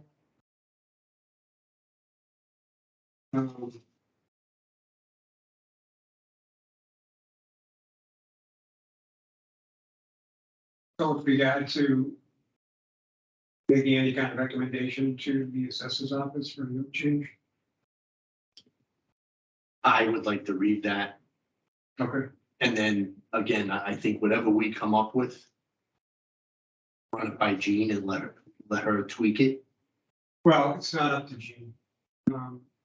It's just general notation. Okay, I don't know how detailed, specific, I've never read. Well, it's only a small block when you bring up an accessory piece of property. You have Okay, two little areas where you can make some notes. It's a small, so we're talking about a one-liner. yeah, basically it's a one or two liner. type Okay. of thing. There's a couple of other things in there too that referenced, in addition to the cap landfill, something about a permit or something or some. But anyway, it's a small little box. You can't put a whole lot in there. Okay, But it's just that the verbiage that's in there now, just is not accurate. And even if we don't, so even if it's something like you said, where there was a portion of the land that was used for the purposes, Right, even if the verbiage was something like multiple parcels of land utilized as. Where we have A, B, C, D, E, and we do have multiple parcels. do we know when it was opened? I don't know. When it It was opened? Yeah. 1956. well, that's what that sounds agreement. 56 is when it went to our agreement. Right. May have been 51. At the very beginning. Okay, so it was operating as a landfill. And I did read that it was a burn situation, I Mhm, forget what the right. term was, but everything was being burnt. It was something in the documents that we came across. Remember when Mr. and Mrs. Ferrucci first bought the land? It was used even then. And that was in the 40s, I'm almost positive. Or the 50s, yeah, I remember, I mean, I have it in that box in the office. I'll go back and revisit it. I vaguely remember seeing something. But, you know, It was all informal, you know what I mean, like what we were talking about. Right, right. the other element that's very interesting is, that I'm puzzled by is how this never ever got recorded in registry. Maybe at the time I was given that some thought, and back then, you know, the date, maybe it just was not a requirement then. And we had to compute. Yeah, I mean, you know, You because know. that was, every single town had one, you Right. know, back in the Right. day. It just may not have been a requirement. Yeah. Yeah, I mean, It's not, it's that simple, there's nothing, Yeah. you know. you had to do it, you had to. But I would have thought by the time the 80s rolled around, that Yeah. it would have been a requirement. Oh, yeah, oh, definitely, And definitely. that's when trouble, kind of, you know, the legal stuff kind of came about. Right. So I would have thought that it would have been attached at that time. But I mean, we know things slip through the cracks. Mhm. Someone forgets to do something and Mhm. years go by and now nobody can remember. I was just trying to find that one little segment, but, well, take a look, see. So, I mean, we can use that A, B, C, D, E, and F Mhm. as a reference. Right. And someone would have to look to find out where those locations are. yeah, I'll look on the registry tomorrow too, for the, Derriere and Helmond plan, see if it was ever recorded. But I'm hoping it, yeah, there's a plan there. Yeah, well, the plan that's on the wall in the office. Yep. That was done by Gary and Helen. That, and I were talking about was he wanted to add to the landfill. So that was a plan that was like proposed Mhm. for the future, not Yes. something that actually I took think place. that was, he thought that he was going to win. And he was going, he used that, and Gary Air was going to make draw the plans up for that. Yeah. So it's a I proposed, think, yeah, I don't think it's anything that actually took place. Right. The one that's on the wall. because I get the sense, well, yeah, it's kind of interesting is, so that what we're looking at that plan then, on the wall, we saying that's in addition to D&E? That's my thought, because it looks like it's way, Right, he was gonna, Okay. yeah, he was gonna add. That's to what it. he was going to do, because Yeah. he was going to do that, he was going to continue, because he was making, I mean, the money he was making just in that short period of time was unbelievable. Yeah, I thought it said proposed. Yeah. Yeah, and I think I remember reading too, that somewhere in there, when the DEP or DEQE got involved and said, okay, you never filed for a permit for this. And so you're gonna have to file for a permit for this. I think that's when that plan came into play. It's like, all right, well, if I have to file a permit for it, I might as well go big or go home. You And know? you know what year that was? The drawing would have a date. Yeah, the drawing would have the date on it. But I remember reading about that too. It's a long time ago. I know that because the G number is only 3 digits Right. and they're way past 3 digits. Well, I know he definitely thought he was, I mean, he definitely thought, and, I mean, he was going on and on. I think the only reason why he didn't move forward with the permit process was because he realized how expensive it was gonna be, and also all of the, requirements that he was gonna have to conform to. Well, I mean, This year is that massive. we get smarter. Oh, It's very We interesting. know that we Right. know where Randy freeze down the storm drain, right? I mean, she said, we used to change the antifreeze in the driveway, as long as the dog didn't drink it, we were good. Well, a couple of years later, you find out it's not good to have that stuff down the storm drain, stop putting it down the storm. right. What he was doing in the 50s, probably acceptable practice. They used to what? They used to bring garbage and trash. Right. Now, Information. 10, 20 years go by, we get a little smarter, we get a little smarter. And now there's all, rules and regulations to do the things that were every day. Yep. So, he, just like anybody else, you have to catch up. Mhm. So at this point, we'll kind of hold on presenting anything to Gene, Mhm. modification. But it's good to know what is actually on that, so thank you. As far as in the access agreement, what did we decide? Well, Do we want to move forward with that? it sounded to me, if I heard the young lady correctly, whether the resident agrees or doesn't agree, signs it or doesn't sign it, they still have to go on the property. This stuff has to happen. Well, to support that, I connected with Jim McQuaid, he's back. And I talked to him a little bit about that. And so basically, he reinforced what benefit told us. And I told him, this is what we discussed in our last meeting, and we had questions about, what if the no was chosen? I said, basically, it's just, it really isn't an option. What would end up happening would be DEP would then start to enter an enforcement action. And start to take formal proceedings.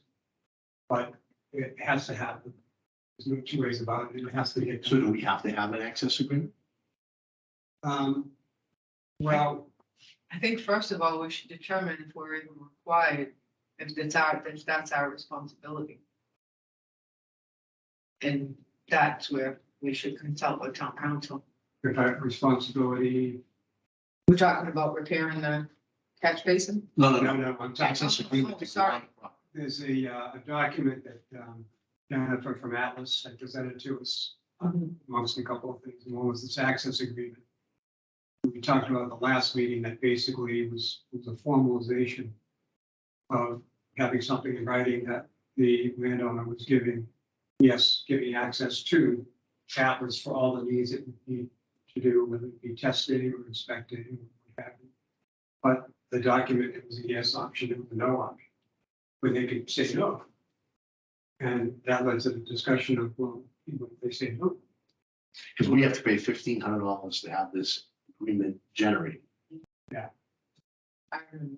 Yeah, and if they say no, why do we spend $1,500? because ultimately what would end up happening is probably if it ran into a problem, Atlas would probably just be going to DEP saying, hey, or coming to us actually, saying, hey, we can't get on the property. And then we in turn, we'd end up contacting SDEP, say, hey, we have a problem. So do we need it or don't we need it? I mean, is it a formality that we're gonna do just so that we have it, whether they check yes or no? Because we know the ultimate is they can make it difficult, but they really can't refuse. I think it's better safe than sorry to have it on file. Because they say yes or no. Why don't we Maybe just send them intent. a letter? The Board of Health send them a letter first and say, Yeah, we need an okay, access Alice. agreement Alice. Yeah, Alice would be acting as the agent. for the Board of Health, right? What Right. if we just simply sent the owner and said, hey, Board of Health, you know, we need a, access agreement, are you amenable to it? See what they say. I mean, having the agreement means that when we're not involved, the access agreement is still in place. Yeah. So that there's a, you know, whoever it, or if we were using someone other than Atlas, the agreement is still in place. So there are definite benefits to having the agreement. Right. It just depends upon whether or not, I wish they didn't have a no option. Well, the other side of the coin is, from the property perspective, what if the property would change hands? It'd be something formal in place to the property with regard to, that could be a notation, access agreement in place for testing and inspection Mhm. as part of that notation for the assessment. Mhm.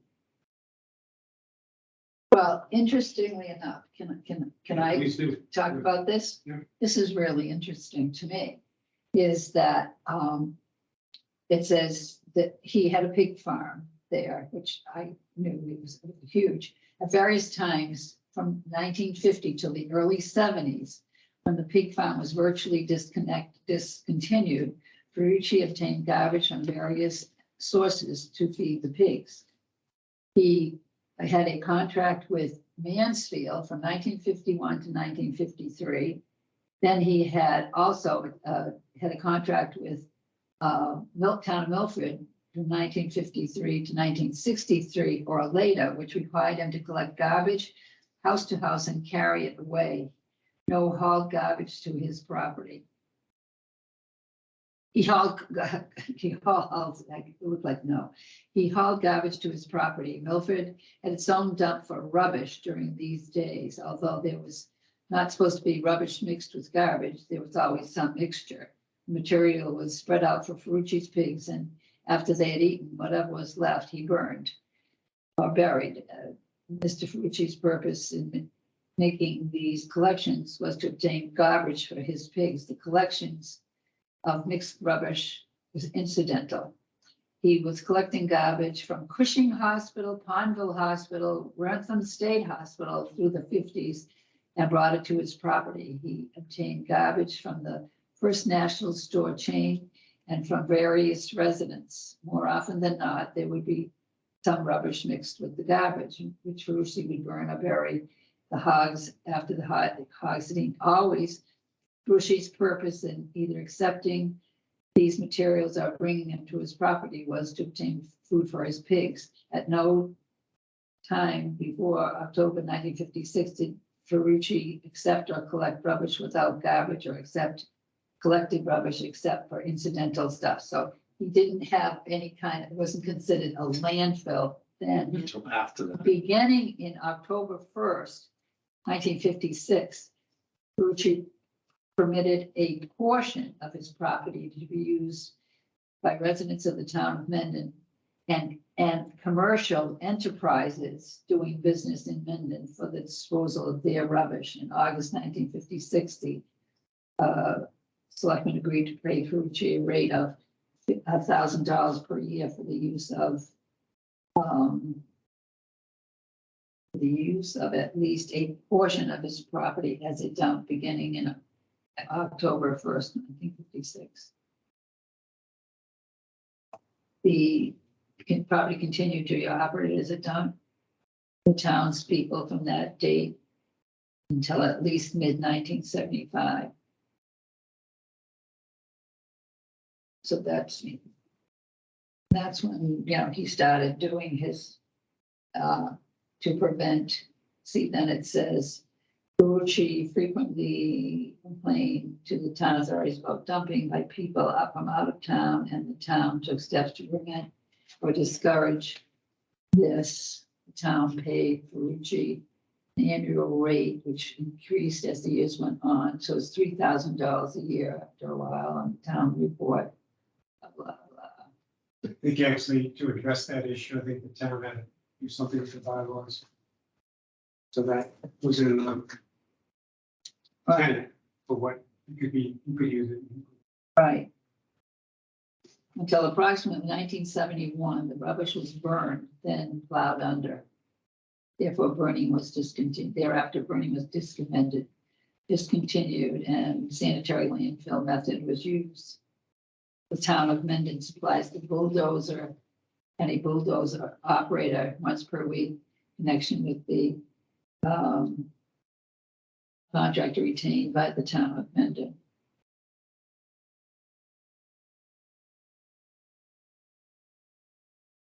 So it's interesting.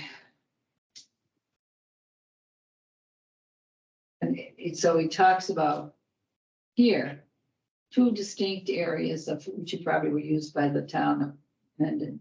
First, the areas were approximately 2 acres south of the residence on the property and east of the roadway to the property from Bellingham Road was used. When that way area became saturated around 1969, 1970, the dumping areas expanded gradually west. So that would have been that way to the end of the kind of most of the residence, southwest of, to the west of the roadway and to the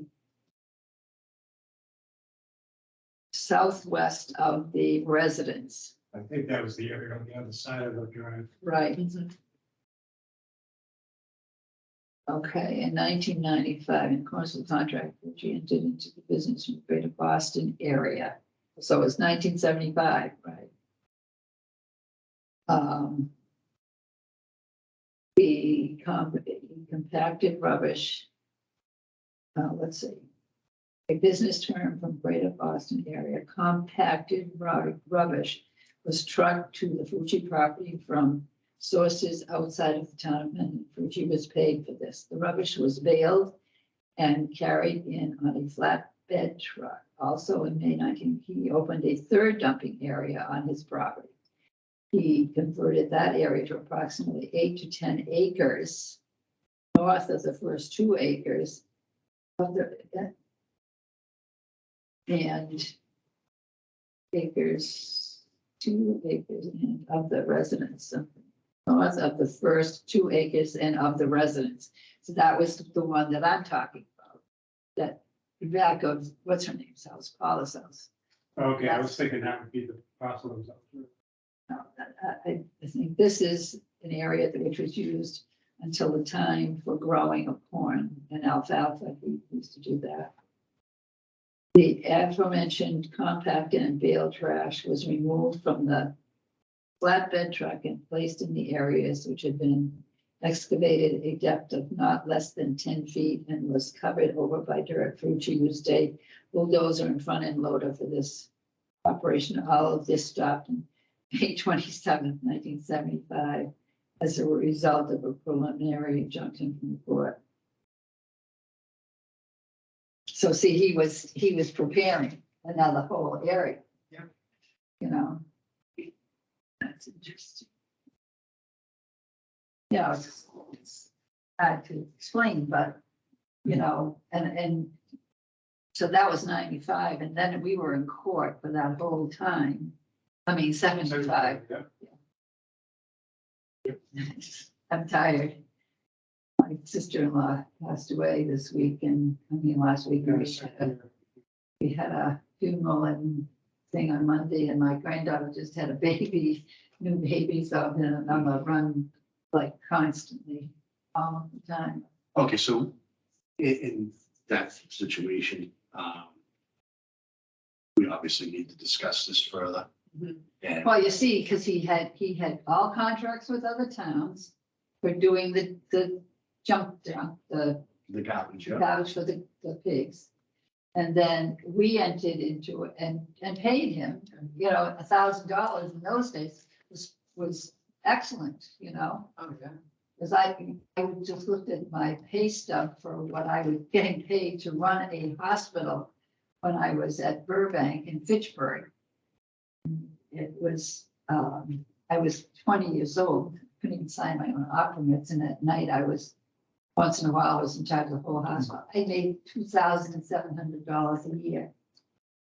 A year. I said to my husband, that must be a month. He said to me, that's a year. Yeah.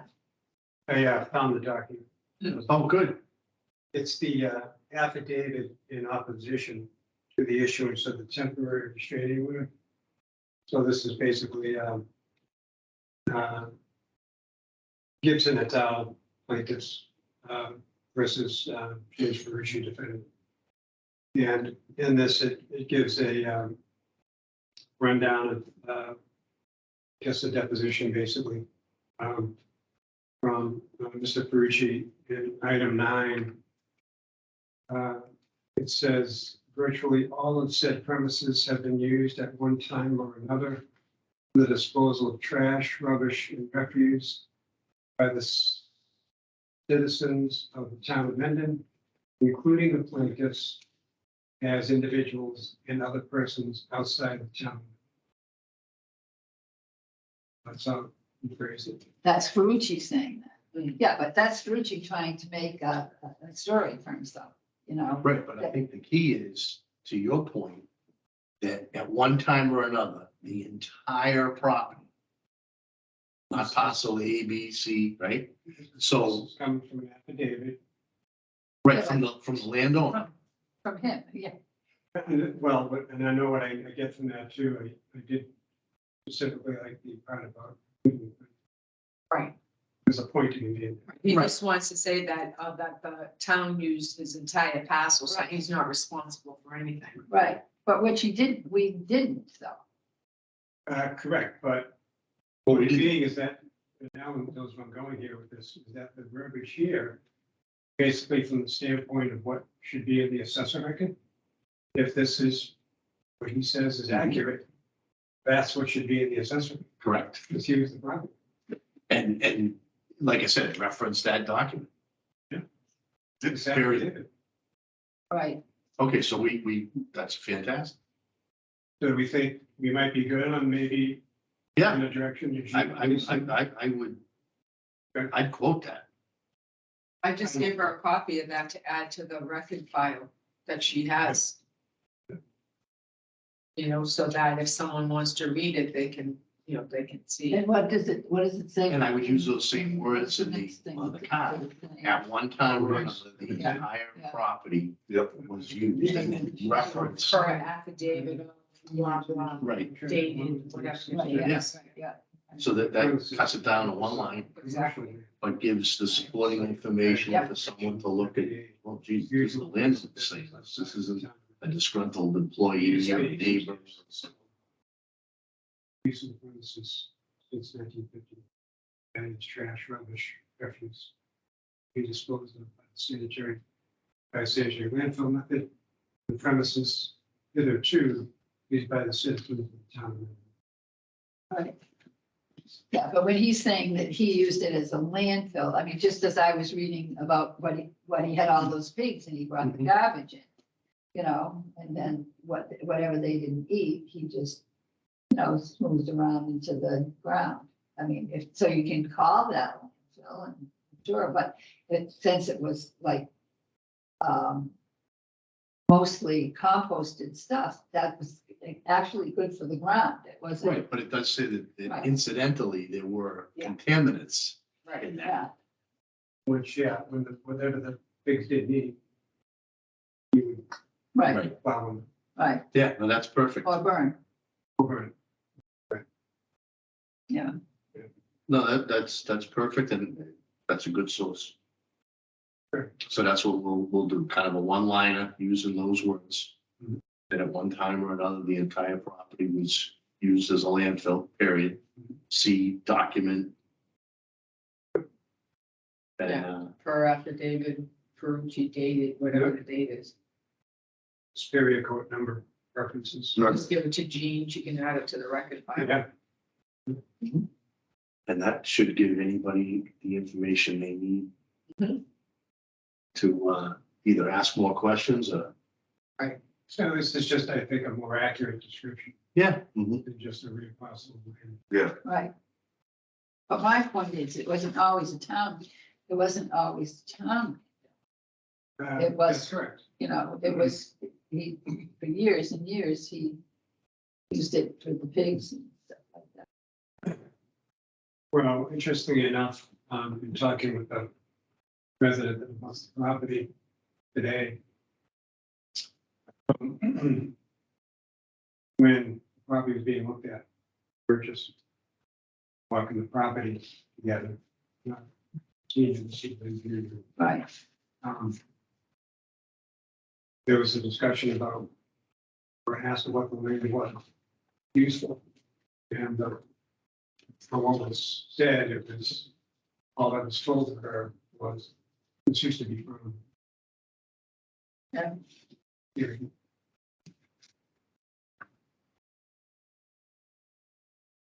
Yeah, I remember there was And, some legal, you know, there's a piece of that that's accurate, yeah, but it didn't pay the full picture. And cheat sheet never beat. so. Anyway, fast forward. okay, have we exhausted that topic for this evening? I think at this. Right, we got a better description, we got Yep. information Disagreement. we're to gonna reference. agree. We think we're gonna wait on the access agreement? Or do we think there's a basis for doing it? I mean, to Jack's point, I think we should Jack, something, at the same time have legal tell us, or which I want to wait for legal to kind Right, tell us whether or not, of look at that. yeah. I mean, it's a $1,500 gamble. Yeah. We know that they're gonna have to get on the property regardless. A lawyer may say it's not necessary, or Yeah. it is. Eventually, it's gonna have to, again, it's something's assuming gonna if, happen, yeah, there's an issue, and I just think about we're waiting for the property transfers, Mhm. you know, and it's a total. You know, Well, The access agreement may have to be revisited if there's a change in ownership. ownership, Well, again, that's a question to ask the attorney.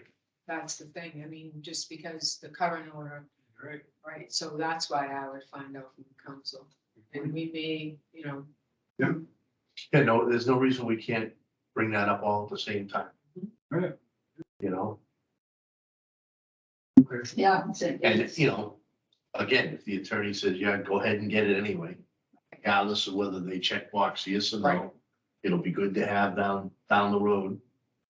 Then we'll get it. If they say that it's just it's not necessary, then we won't do it. right, because the thing is that if they don't allow access, then we contact Mr. McQuaid and Mr. McQuaid sends a letter.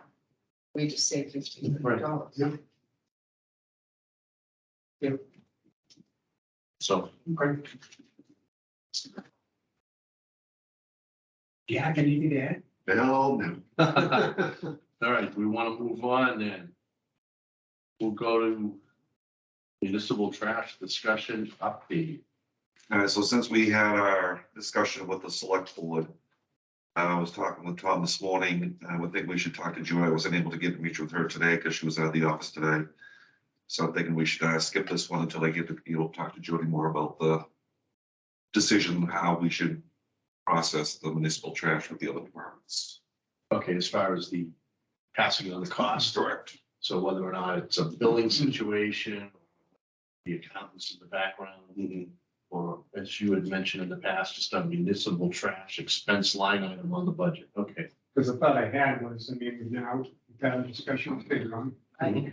We've had a discussion with the select board, Mhm. which Jody was a part of discussion. Mhm. So in that discussion, there was probably 2 or 3 avenues that were brought up. But, you know, as far as how we make this happen.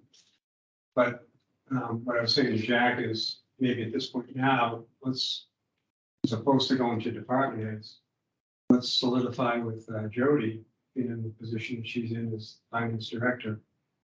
What do you see as being the best avenue you'd like to exercise?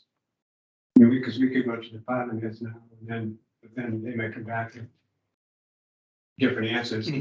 So if we solidify with Jody, her perspective from the accounting, what is the best method, then we can say, great, and we can go to department. That's, hey, this is what we've done so far. We've talked to select board, talked to FinCom, we've talked to Jody as the finance director from the accounting perspective.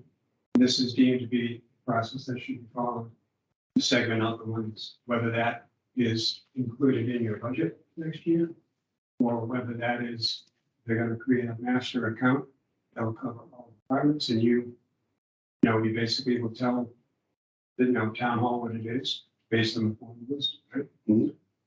Or the other mechanism, I know they talked about billing, one department to another, which I don't know if you can do that in the municipality.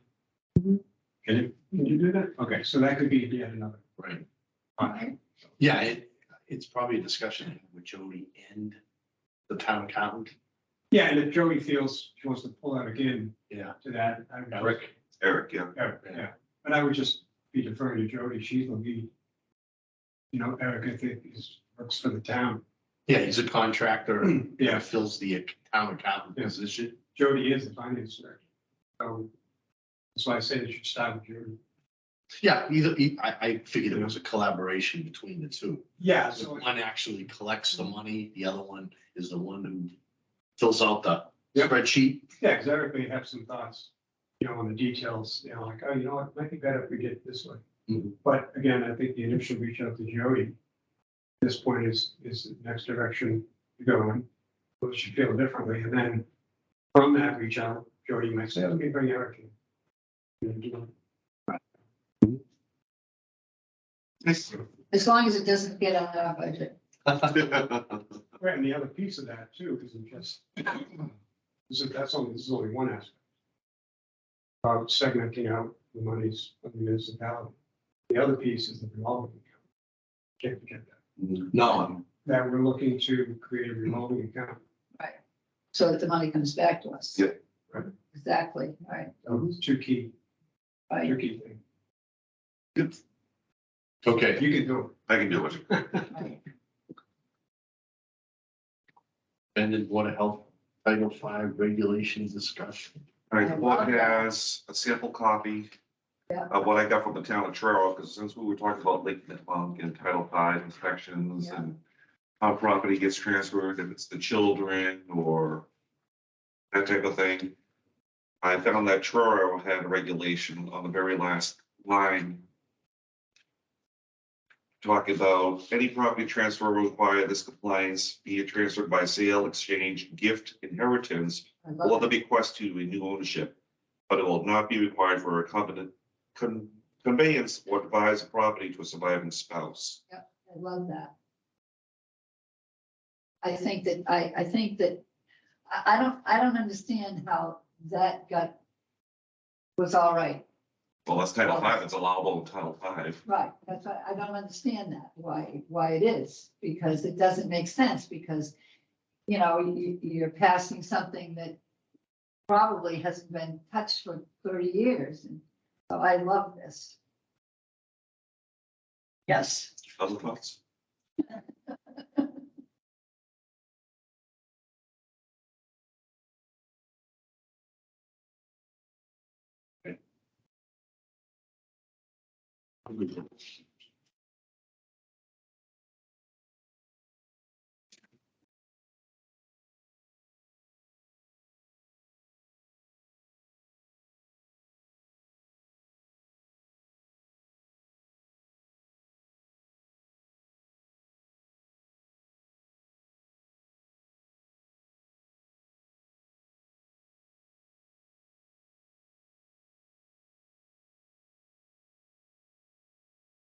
Can I make a recommendation? I don't make a vote. Can I say, I think that we should have this as part of our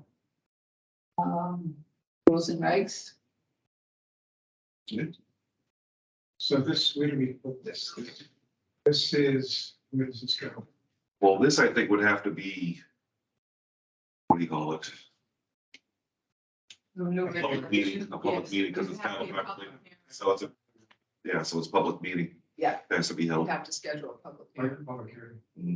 You have to look at the posting. You have to post it one time. Once or twice. One time, I'm pretty positive, but you might want to check with council. And the regulation itself. Yeah, I'm willing to bet, town administrator can give you that information. Dave, is it? Yeah. He can give you that information.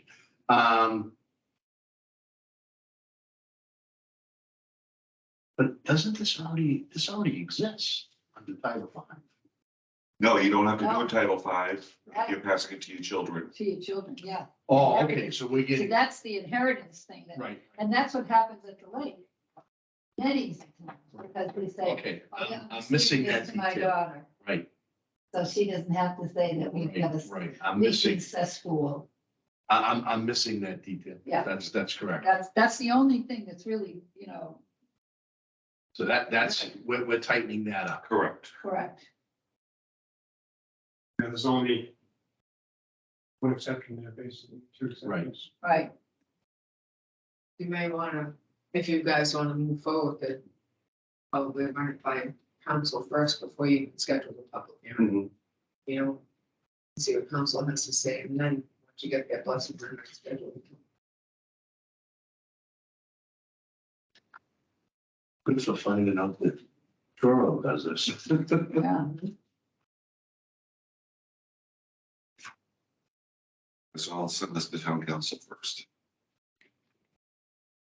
I'm sorry that I keep looking, my daughter just called me and said my granddaughter is having a bleeding episode at the hospital, and she just said the baby, so I'm sorry. You have to keep checking, make sure that everything's That's all right. okay. I mean, if you feel you have to leave, so be it. They wouldn't want me in the hospital because, I mean, that's She can not, live with a stethoscope. yeah, that's not what I want to do, but I'm hoping that they're taking care of, they're making her husband stay with her in the hospital right now, but you'd think they had enough nursing to. Okay, so we know what we're doing with this. Yeah. Yeah, When will be to run this by legal? Yes. And then Dave, like I said, can refresh us on what the procedure is so that we go through it correctly. All right. Health agents update. Molly, you're up.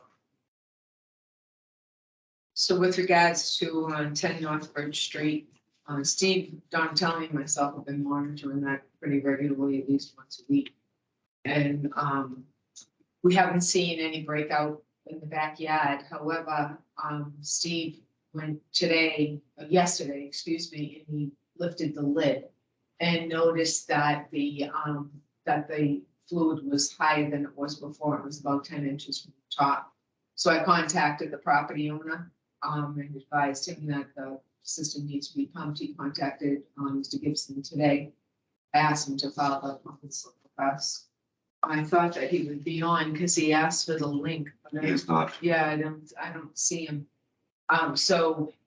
He has committed to having the system pumped, and we'll get the pump and slip, and Okay. we'll keep on it. Has he finalized anything with the engineer, design engineer? did he get anybody? Did he hire anybody? Well, he was looking at land planning. Initially, he had contacted me, and he had taken a job that was going to transfer him to Tennessee for a period of several months. But then he contacted me again to let me know that that fell through and he'd be working locally. And that's why he asked for the link. I'm surprised that he's not on tonight. But I have been in contact with him, and Steve and I are like pretty much on a regular basis of monitoring it. And if there is, it's been 2 months now that, the system was stable. And I'm not suggesting that it's not now, it's just that the fluid level is higher. So it may be, and now this is going to be the benchmark, that may not have to have it pumped every 30 days as we initially stated, because they blew out that line, maybe the benchmark's gonna be every 2 months. But Steve and I, because he goes by it on a regular basis and so do I, and North Avenue is the same, I go by it all the time. There's nothing on the surface right now. I did speak with Mr. Audie last week and he advised me that the tenants are in the process of purchasing the property. Is that across the street here? Yeah. 'Cause Yeah. I said to myself, I can't find that. I don't know where that audio from. So Yeah. then I went back and forth and I thought, oh yeah, that's that dump. Yeah, so they know that they'll have to, put in a new septic system. So we're keeping an Is eye, family buying it? I believe it's his grandson. I spoke with, Jody from the Tobacco Alliance, and so we're going to be scheduling the compliance checks.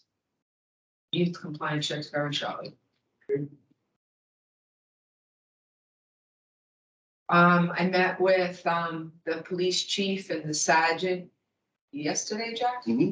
And I'm happy to report that we installed a Narcan box in the lobby of the police station. Great. So they have 3 kits over there now. The chief's gonna put it up on his Facebook page and announce that, you know, that the box is available and Narcan kits are available for them. They know that, you know, to contact us if they need more kits, we're gonna have to monitor it because we have to report it to the state. Basis, how many kits. And we also got the Mouth mask. yeah, the mouth Really nice. mask, and we included that as part of the Narcan package. Oh, great, great. So that was, yeah, really, you know, Is that on our We've worked on website? what'd you say? Is that on our website? I don't believe so. Should We can, yeah, oh yeah, Okay. we can put it up there, but we wanted to tell you guys first. No, that's great. I mean, it's, you know, nice that we can get along with our neighbors. Absolutely, no, we're all, you know, a And matter I of fact, appreciate the chief's, you know, assistance. absolutely. We have a fall prevention presentation scheduled at the senior center for January. We're looking forward to that. Amy's really looking forward to board coming down and presenting that. We're gonna have Deb Becerra, who is the public health nurse through the 8-Town partnership that we have. So she's gonna be presenting that.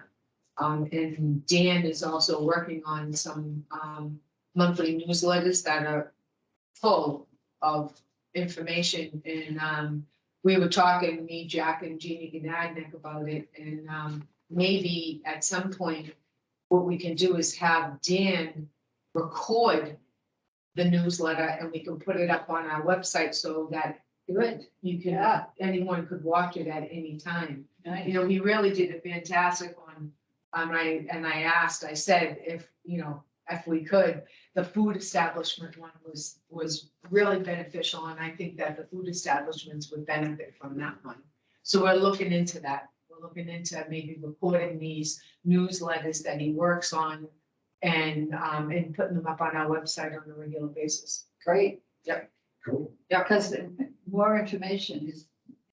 well, he the just, answer of I mean, things, he you know. really he does like a deep dive, you know, and realized when he did the emergency preparedness presentation at the senior center, that this is his little niche in life. You know, There you that go. he really does a fantastic job. He's very animated, he's very engaging, he's very informative. He holds the attention, you know, because of the information that he has. And so he's very comfortable doing it. And I Good for think him. it's beneficial for our communities to have these types of newsletters be recorded and be Right. able to be presented for anybody to watch. Right. Would it be appropriate to put the information about the Narcan on the Mendon page? Yeah, that's right too. The letter what's that newspaper? Oh. Free press? Yeah. I would, yeah, there's a Facebook page also that Mendon has. Right. There's an But I think administrator.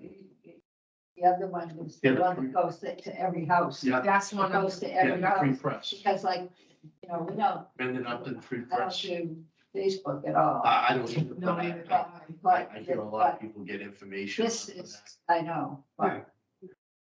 I'll look, yeah, because we talked about that. Anyway, you can get. All right, so now that it's installed, we were waiting for it to But be that's installed. Now interesting. that it's installed, Yeah. we can contact them. Yeah, and- from what I hear, the girl on Blackstone Street that's the administrator keeps a pretty good handle on that particular page. Okay, And I know that she's been helpful, with some trash situations due to weather and things like that. She seems to do a good job, keeping a handle on it.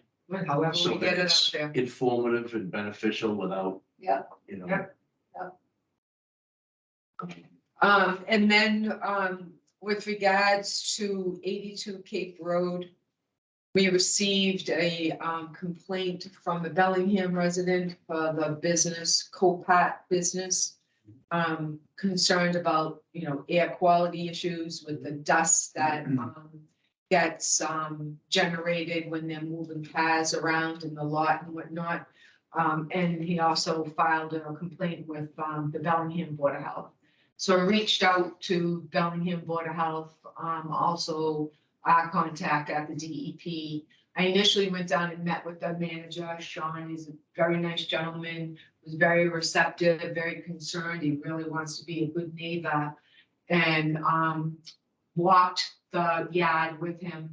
And he does have a treatment that he puts down because apparently in the front part on 140, the restaurant across the street had complained about the dust and whatnot. So he treats that area with the soybean mixture, but not the backyard. The backyard, I mean, the place is massive. I never realized how big it was and how many cars. That's the Volvo dealer. No, this is. No, this is Oh, Copat. Copat. This is a auction house. Oh, a car okay. auction. I know. Across from, That's Lowe's. Yeah, Yep, Yeah. yep. So the good news is that when the cars come there, they're already, there's no fluid in them. There's no oil, Right. there's nothing in them. And that, gave the gentleman some peace of mind. But the backyard, it's separated, the residential area located in Bellingham is separated by a 6-foot stockade fence, right. a small, tree line. And then there's, Box Pond, which goes into the Charles River, which I was concerned about because the gentleman sent us pictures and you could see, sedimentation and whatnot on the pond itself. And then there's the residential neighborhood. So, went down, took a look at it, met with Sean. He was agreeable to add in more stone to the back area where there wasn't a lot. So, but in thinking about it, and Jack and I talking about it and whatnot, I decided to reach out to my friend at the DEP, who I've known forever, Michelle Delmar. And we made an appointment with her and kept the Board of Health in Bellingham advised. So last week, myself, Michelle Delmar, and Dylan from the Bellingham Board of Health met with Sean down at Copat. We walked the whole area.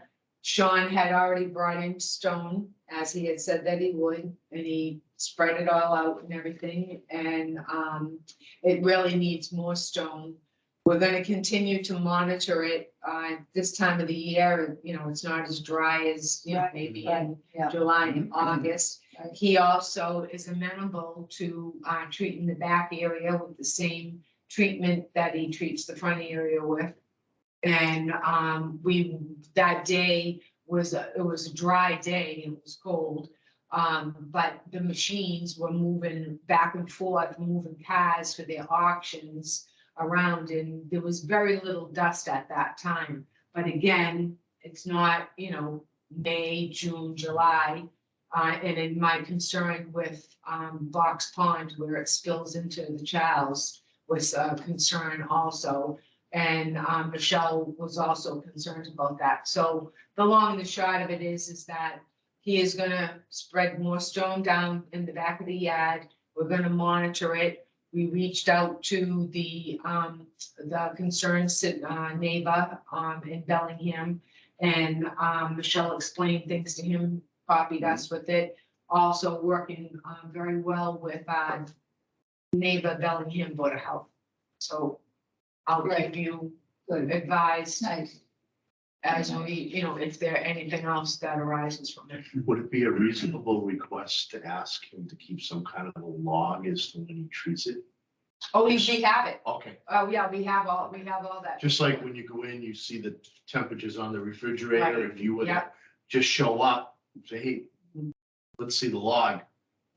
It's, you know, Yeah, right now, he only treats the front area and they treat it, once a year. There's been no complaints about the front. once a area. year. Yep. Yep. But it's the backyard that he's never treated before. And we're gonna try and mitigate the dust right now with the stone, see if that works. If it doesn't, he is amenable to treating the back area. It's very expensive, very, very expensive, Interesting. very, very. Yeah, I've expensive. never heard of a soybean mixture. Yep, and he really, I have to say that the business really wants to be a good neighbor. They're a big outfit, Yes, big company. Yeah. multiple auctions per day. I mean, unbelievable the amount of cars that are back Yeah. there. Unbelievable. Yeah, Has there been follow-up communications with the folks that initiated them? Oh, yeah, They're we sent, updated? yeah, oh, yeah, and he would, and the neighbor that, you know, filed the initial complaint was so happy. Awesome. So pleased, so pleased. Nice. And Dylan and the health agent in Bellingham and I are gonna keep in touch. So if you hear anything, I hear anything, you know, we'll be working together. Nice job. That's nice. Very good. That's good. Nice. And we're just continuing, we're closing out the food inspections, for the year. We have a couple of more to do. Nothing remarkable. And, we did the, Santa parade. We inspected, How did that go? fine. Good. Yep, Happy Eats trailer opened. They were thrilled. They had, a private event at first. They had 65 families, I think Sherry told me, and it was mostly the families of the kids that are gonna be working there, so that the kids could get, you know, their feet wet. They were so happy. I mean, it just warms your heart Yeah. to see them. And today, they finished the cafe and the bookstore. Oh, nice. Great. I mean, great job, just a nice atmosphere and whatnot, so. Went up and inspected that, and they're gonna open that officially tomorrow. And what do they have at cafe? So they have coffee, hot chocolate and tea, and they're baking their muffins and some breads, nothing, you know, really Like big, right burritos or in something. the trailer. Oh, Yeah, and the trailer itself, it's pretty simple, salads, they have some soups. They have, a chicken salad, that was, you know, that's the most important one to monitor. The rest of it is all pre-prepared quiches. They have quiches, they're just heating them up. The fire department was up there, they inspected the, suppression system, everything was good. wow. Yep, so they're on their way and they're very excited. that's nice. Yeah. That's good. I hope it's successful. Yeah, very much so. They worked very, very hard. I'd really, love to go really down and nice. sit there and read my book and have. I'll tell you what, it's a really nice area. I'm there. The outside itself, like the courtyard that they have where the trailer is in the summertime would be fantastic, but inside they have all different areas and they hung really clever books. I've been in there. All right, by the Yeah, road, and they right. have this whole area of just books hanging by ropes, really fantastic. I Yeah. mean, you should check it out. Cute. It's You very can go cute. in and get a cup of coffee or whatever you want and go sit down on one of the couches or in a booth, you know, and Wow. bring in your own book or pick a book off the shelf Yeah. and just sit there. It's Were really, they- really nice. So they running for hours, do you know? They open at 10 in the morning Okay, to 4, okay. to 4. Mm, Yeah. Monday through Friday? Yes. No, Mondays they're not open.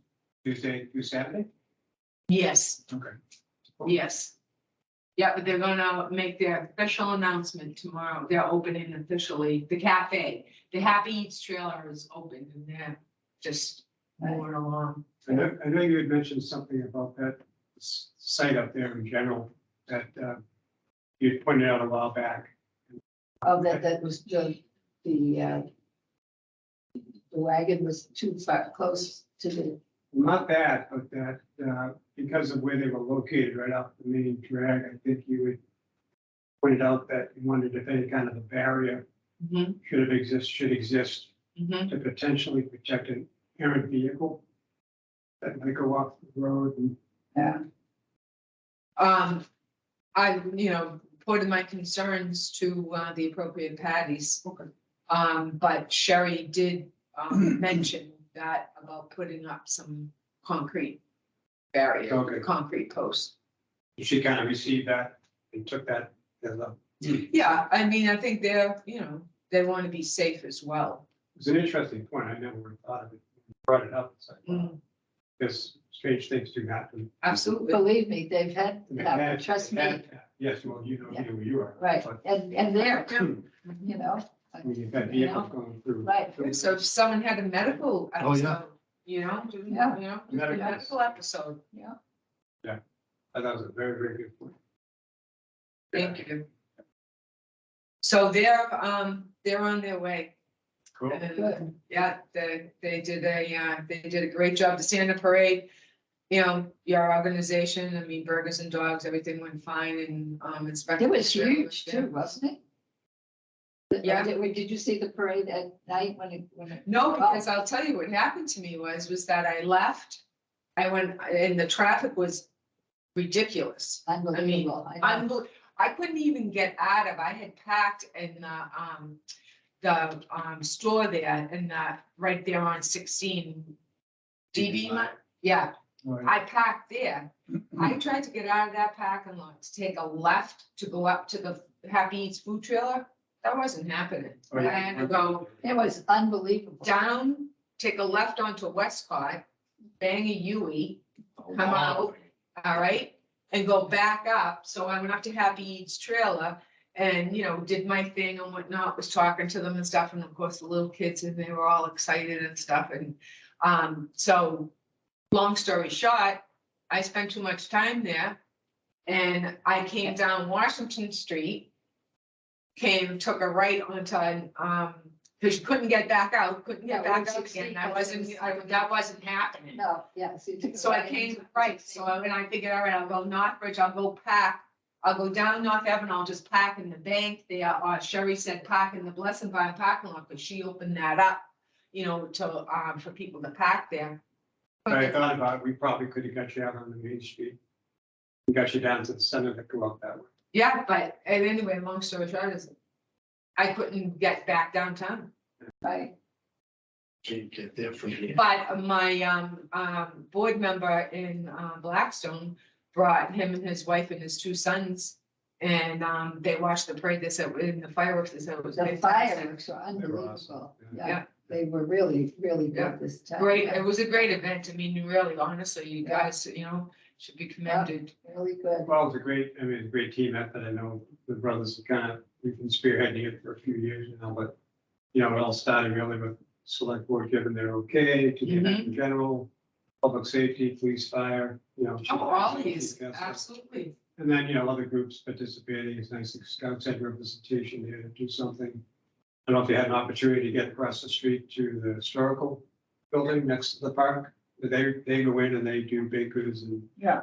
all sorts of stuff there. In the brick building? Yeah. Oh, I didn't think it was open. Damn, I always want to see the inside of that. Because what I had them do was, Oh. they put up cards based on your, Oh, yeah, yes, that was very important. that was, which came through on it. Based on your what? Oh, so because, I mean, they were giving them away for free and it's a bake sale, it's a charitable event and whatnot. But the thing is that it should be disclosed too, that these baked goods or whatever it was came from kitchens that were not permitted by the Board of Health Right. nor inspected by the Right. Board of Health. Right. So basically, travel at your own risk. So that was something that I suggested, that they have pads there that for people to read, so that, Had a nice little couple of placards on gates. Yeah. Just as a- No, full disclosure. right, Yeah. right. A lot of people You don't. at your own risk. Yeah. Well, yeah, and but also too, God forbid, but that, so that you know, Right, it's not permitted by the Board of Health, nor is it regulated by the Board of Health, inspected by the Board. Yeah. So, All good stuff there. good cookies. Oh, yeah, good cookies and they had cider going there too. yeah, they did a great job, and I couldn't believe that, and I just found out today, right? Dan Byer did all the lights. Oh, Dick's like, Oh, Unbelievable. my God, he does. Yeah, he something. worked so hard on that. That's on the Monday, he was there. I didn't realize, I couldn't believe it. Yeah. Nice, yeah. That's my report. All right, thank you very much. Yeah. All right, let's move on to approving these meeting minutes. There's a few, we're gonna have to do it in a couple of groups because I was absent. Yeah. Joyce was absent for one, so, I don't know, see how we can group these Well, together. there's only two that have an exception. Yeah, so let's start with Wednesday, April 12, 2023 first. We were all there for that one. All there for that one. All right, so all in good order? Yeah, I looked at it. All right, so I'll make the motion to accept meeting minutes as April 12th, 2023. Second, all in favor? All right. Aye. Passed. All right, Alan, you are not here for the next one, and that is Wednesday, April 26, 2023. So that's what Tom and Joyce to vote on. I make a motion that we accept these minutes of the meeting. I'll second the motion. Accept those minutes. Taylor? Aye. All right, the next one is Wednesday, May 10th. We were all present. So we need a motion. I'll make a motion to accept the meeting minutes of May 10th, 2023. Second. Choice. All in favor?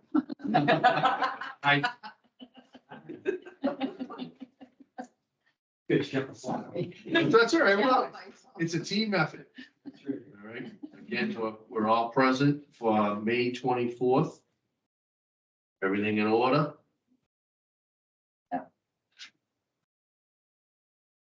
I will we accept the minutes as read.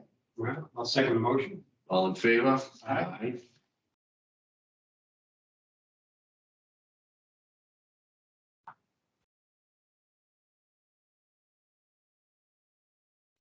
We got June 14th. Yeah. Same. Agree that we accept. Second. All in favor? Aye. And the last one Joyce was not here for. Okay. All right, so I'll step down and make the motion. I'll second. All in favor? Aye. It was June 28th. Thank you. Yes, thank you. Auspicious occasion. Get our housekeeping in order. Okay. All right. Any outstanding old business or topics not anticipated? A couple of things. I looked at if you had. Or just a rooster ranks. I had Okay, yeah, we would we were working on the purpose.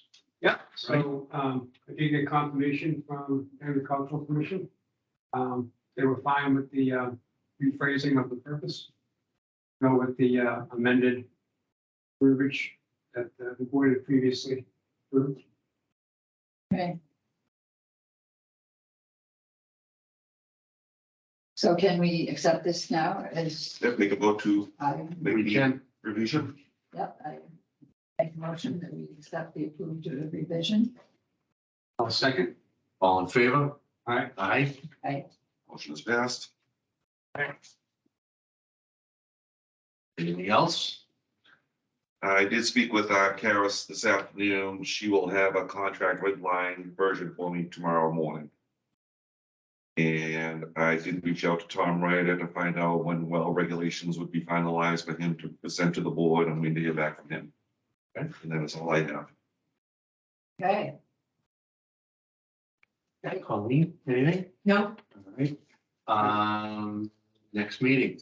What topics? Oh, I'm Just- sorry. Just to add to the topic of the Ohio contract, just something I mentioned, Jack and I were talking about this morning, that would be a nice idea at some point. That'd be kind of a good idea to put out a survey, maybe with the next billing of trash bills, whereby we've entered into a new contract and we've had to do new processes and so forth. That'd be kind of nice to get the residents' viewpoints. Uh-huh. So, yeah, that'd be, the timing would be maybe best when we put up the bill Right. the next quarter. Yeah. That we could include with that, reference to the residents to what help, like to get your view and how things went the past year. And could you participate in the survey, whatever the word, the verbiage you want to use, maybe create some sort of link online or. Yeah. I don't know if we want to do paper response. Maybe online might be the better, cleaner way to go. Mm-hmm. We could do both. Both? Yeah. So I'd be curious to get the feedback as to how the year went. Jack had pointed out that, we tell people if they have problems with trash pickup, call E.L. Harvey, not to go through us. Right. And which, I guess makes sense, but, probably when we hear about something, when there's a problem. Right? So Yeah, the right. thought is, Yeah. no news is good news. Right. But I would just be curious to know how many people might have had a problem that got resolved very well. And we're happy as clams, yeah. Right, so just, it was from that standpoint, yeah, it would be a bad idea to gauge out there to Right. people. Folks think that. Yeah, no. Yeah, I no, think I that's- think especially if we that's could always a do good it. one. Yeah, Um, so we don't have to do it in person. Mhm. Well, if we did it online and we maybe limited it to, 4 or 5 brief questions, Keep it simple. Yeah. and that way there, you could tabulate it that way, as to, on a scale of 1 to 5 or whatever. But you're right, that would catch some of the things that probably are very positive because they get taken care of right away. Yeah, And it would also catch the few things maybe that required multiple calls to get resolved. yeah, and see how it works. I'm sort of a Pollyanna, so I'm thinking they're gonna be happy as They love clams. us. And the only other thing I had, was something that came up at our last meeting, Alan, and you weren't there for it, at the end of the meeting. We had, talked about tabling it to this meeting, we just didn't put it as a line item, but, I raised the, subject of, whether or not the board would entertain, the thought of waiving food permit fees for community-based charitable / nonprofit groups when it comes to applications for food. Yeah, that makes sense to me because, So we want to have everybody present to talk. I Right. think that was a good thing and. Your Put it thoughts, I mean, as a health agent. yeah, I'll put it as an agenda item, no? We discuss it. Okay, for the next one. Absolutely. I'm not, Yeah. I'm kind of pondering. yeah, Was it? All right, so that's gonna be a definite agenda item for next meeting. Mhm.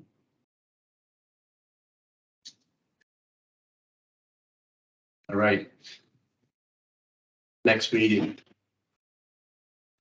Did you want to do the 20th of December? I propose I accept. the that 20th. we do the 20th. Okay. And we skip the 13th and we skip the 27th. And then we pick up the new calendar that Jack has provided I us. know, I like that. I put that right on my, yes. Kind of get back on Back on track. the schedule. Second and fourth. All right, so we'll have our next meeting on the 20th. We'll get rid of the 13th and the 27th, 6:30? 6:30. Correct the window. 30 on the 20th. Okay. And obviously we'll have to be here. If we conflict with the select board. Okay, yeah. Right. No, it may not be here, could be at the police station, but Yeah. the Boy Scouts have the police station, will be in the town hall. Okay. Yeah, it'll be Or to be determined. I did hear that they could have recording equipment in that lower meeting room Oh, Oh, by the time. oh, It might be there. Last wall? Yeah. Okay. yeah. They might have reported equipment in by then. Yeah, Yeah. all right, so to be determined as far as the location goes. Okay. Very cool. Very good. All right. Thank you all. Okay, we need a motion. I will read to join. I'll second. All in favor? I, Aye. Colleen, are you there?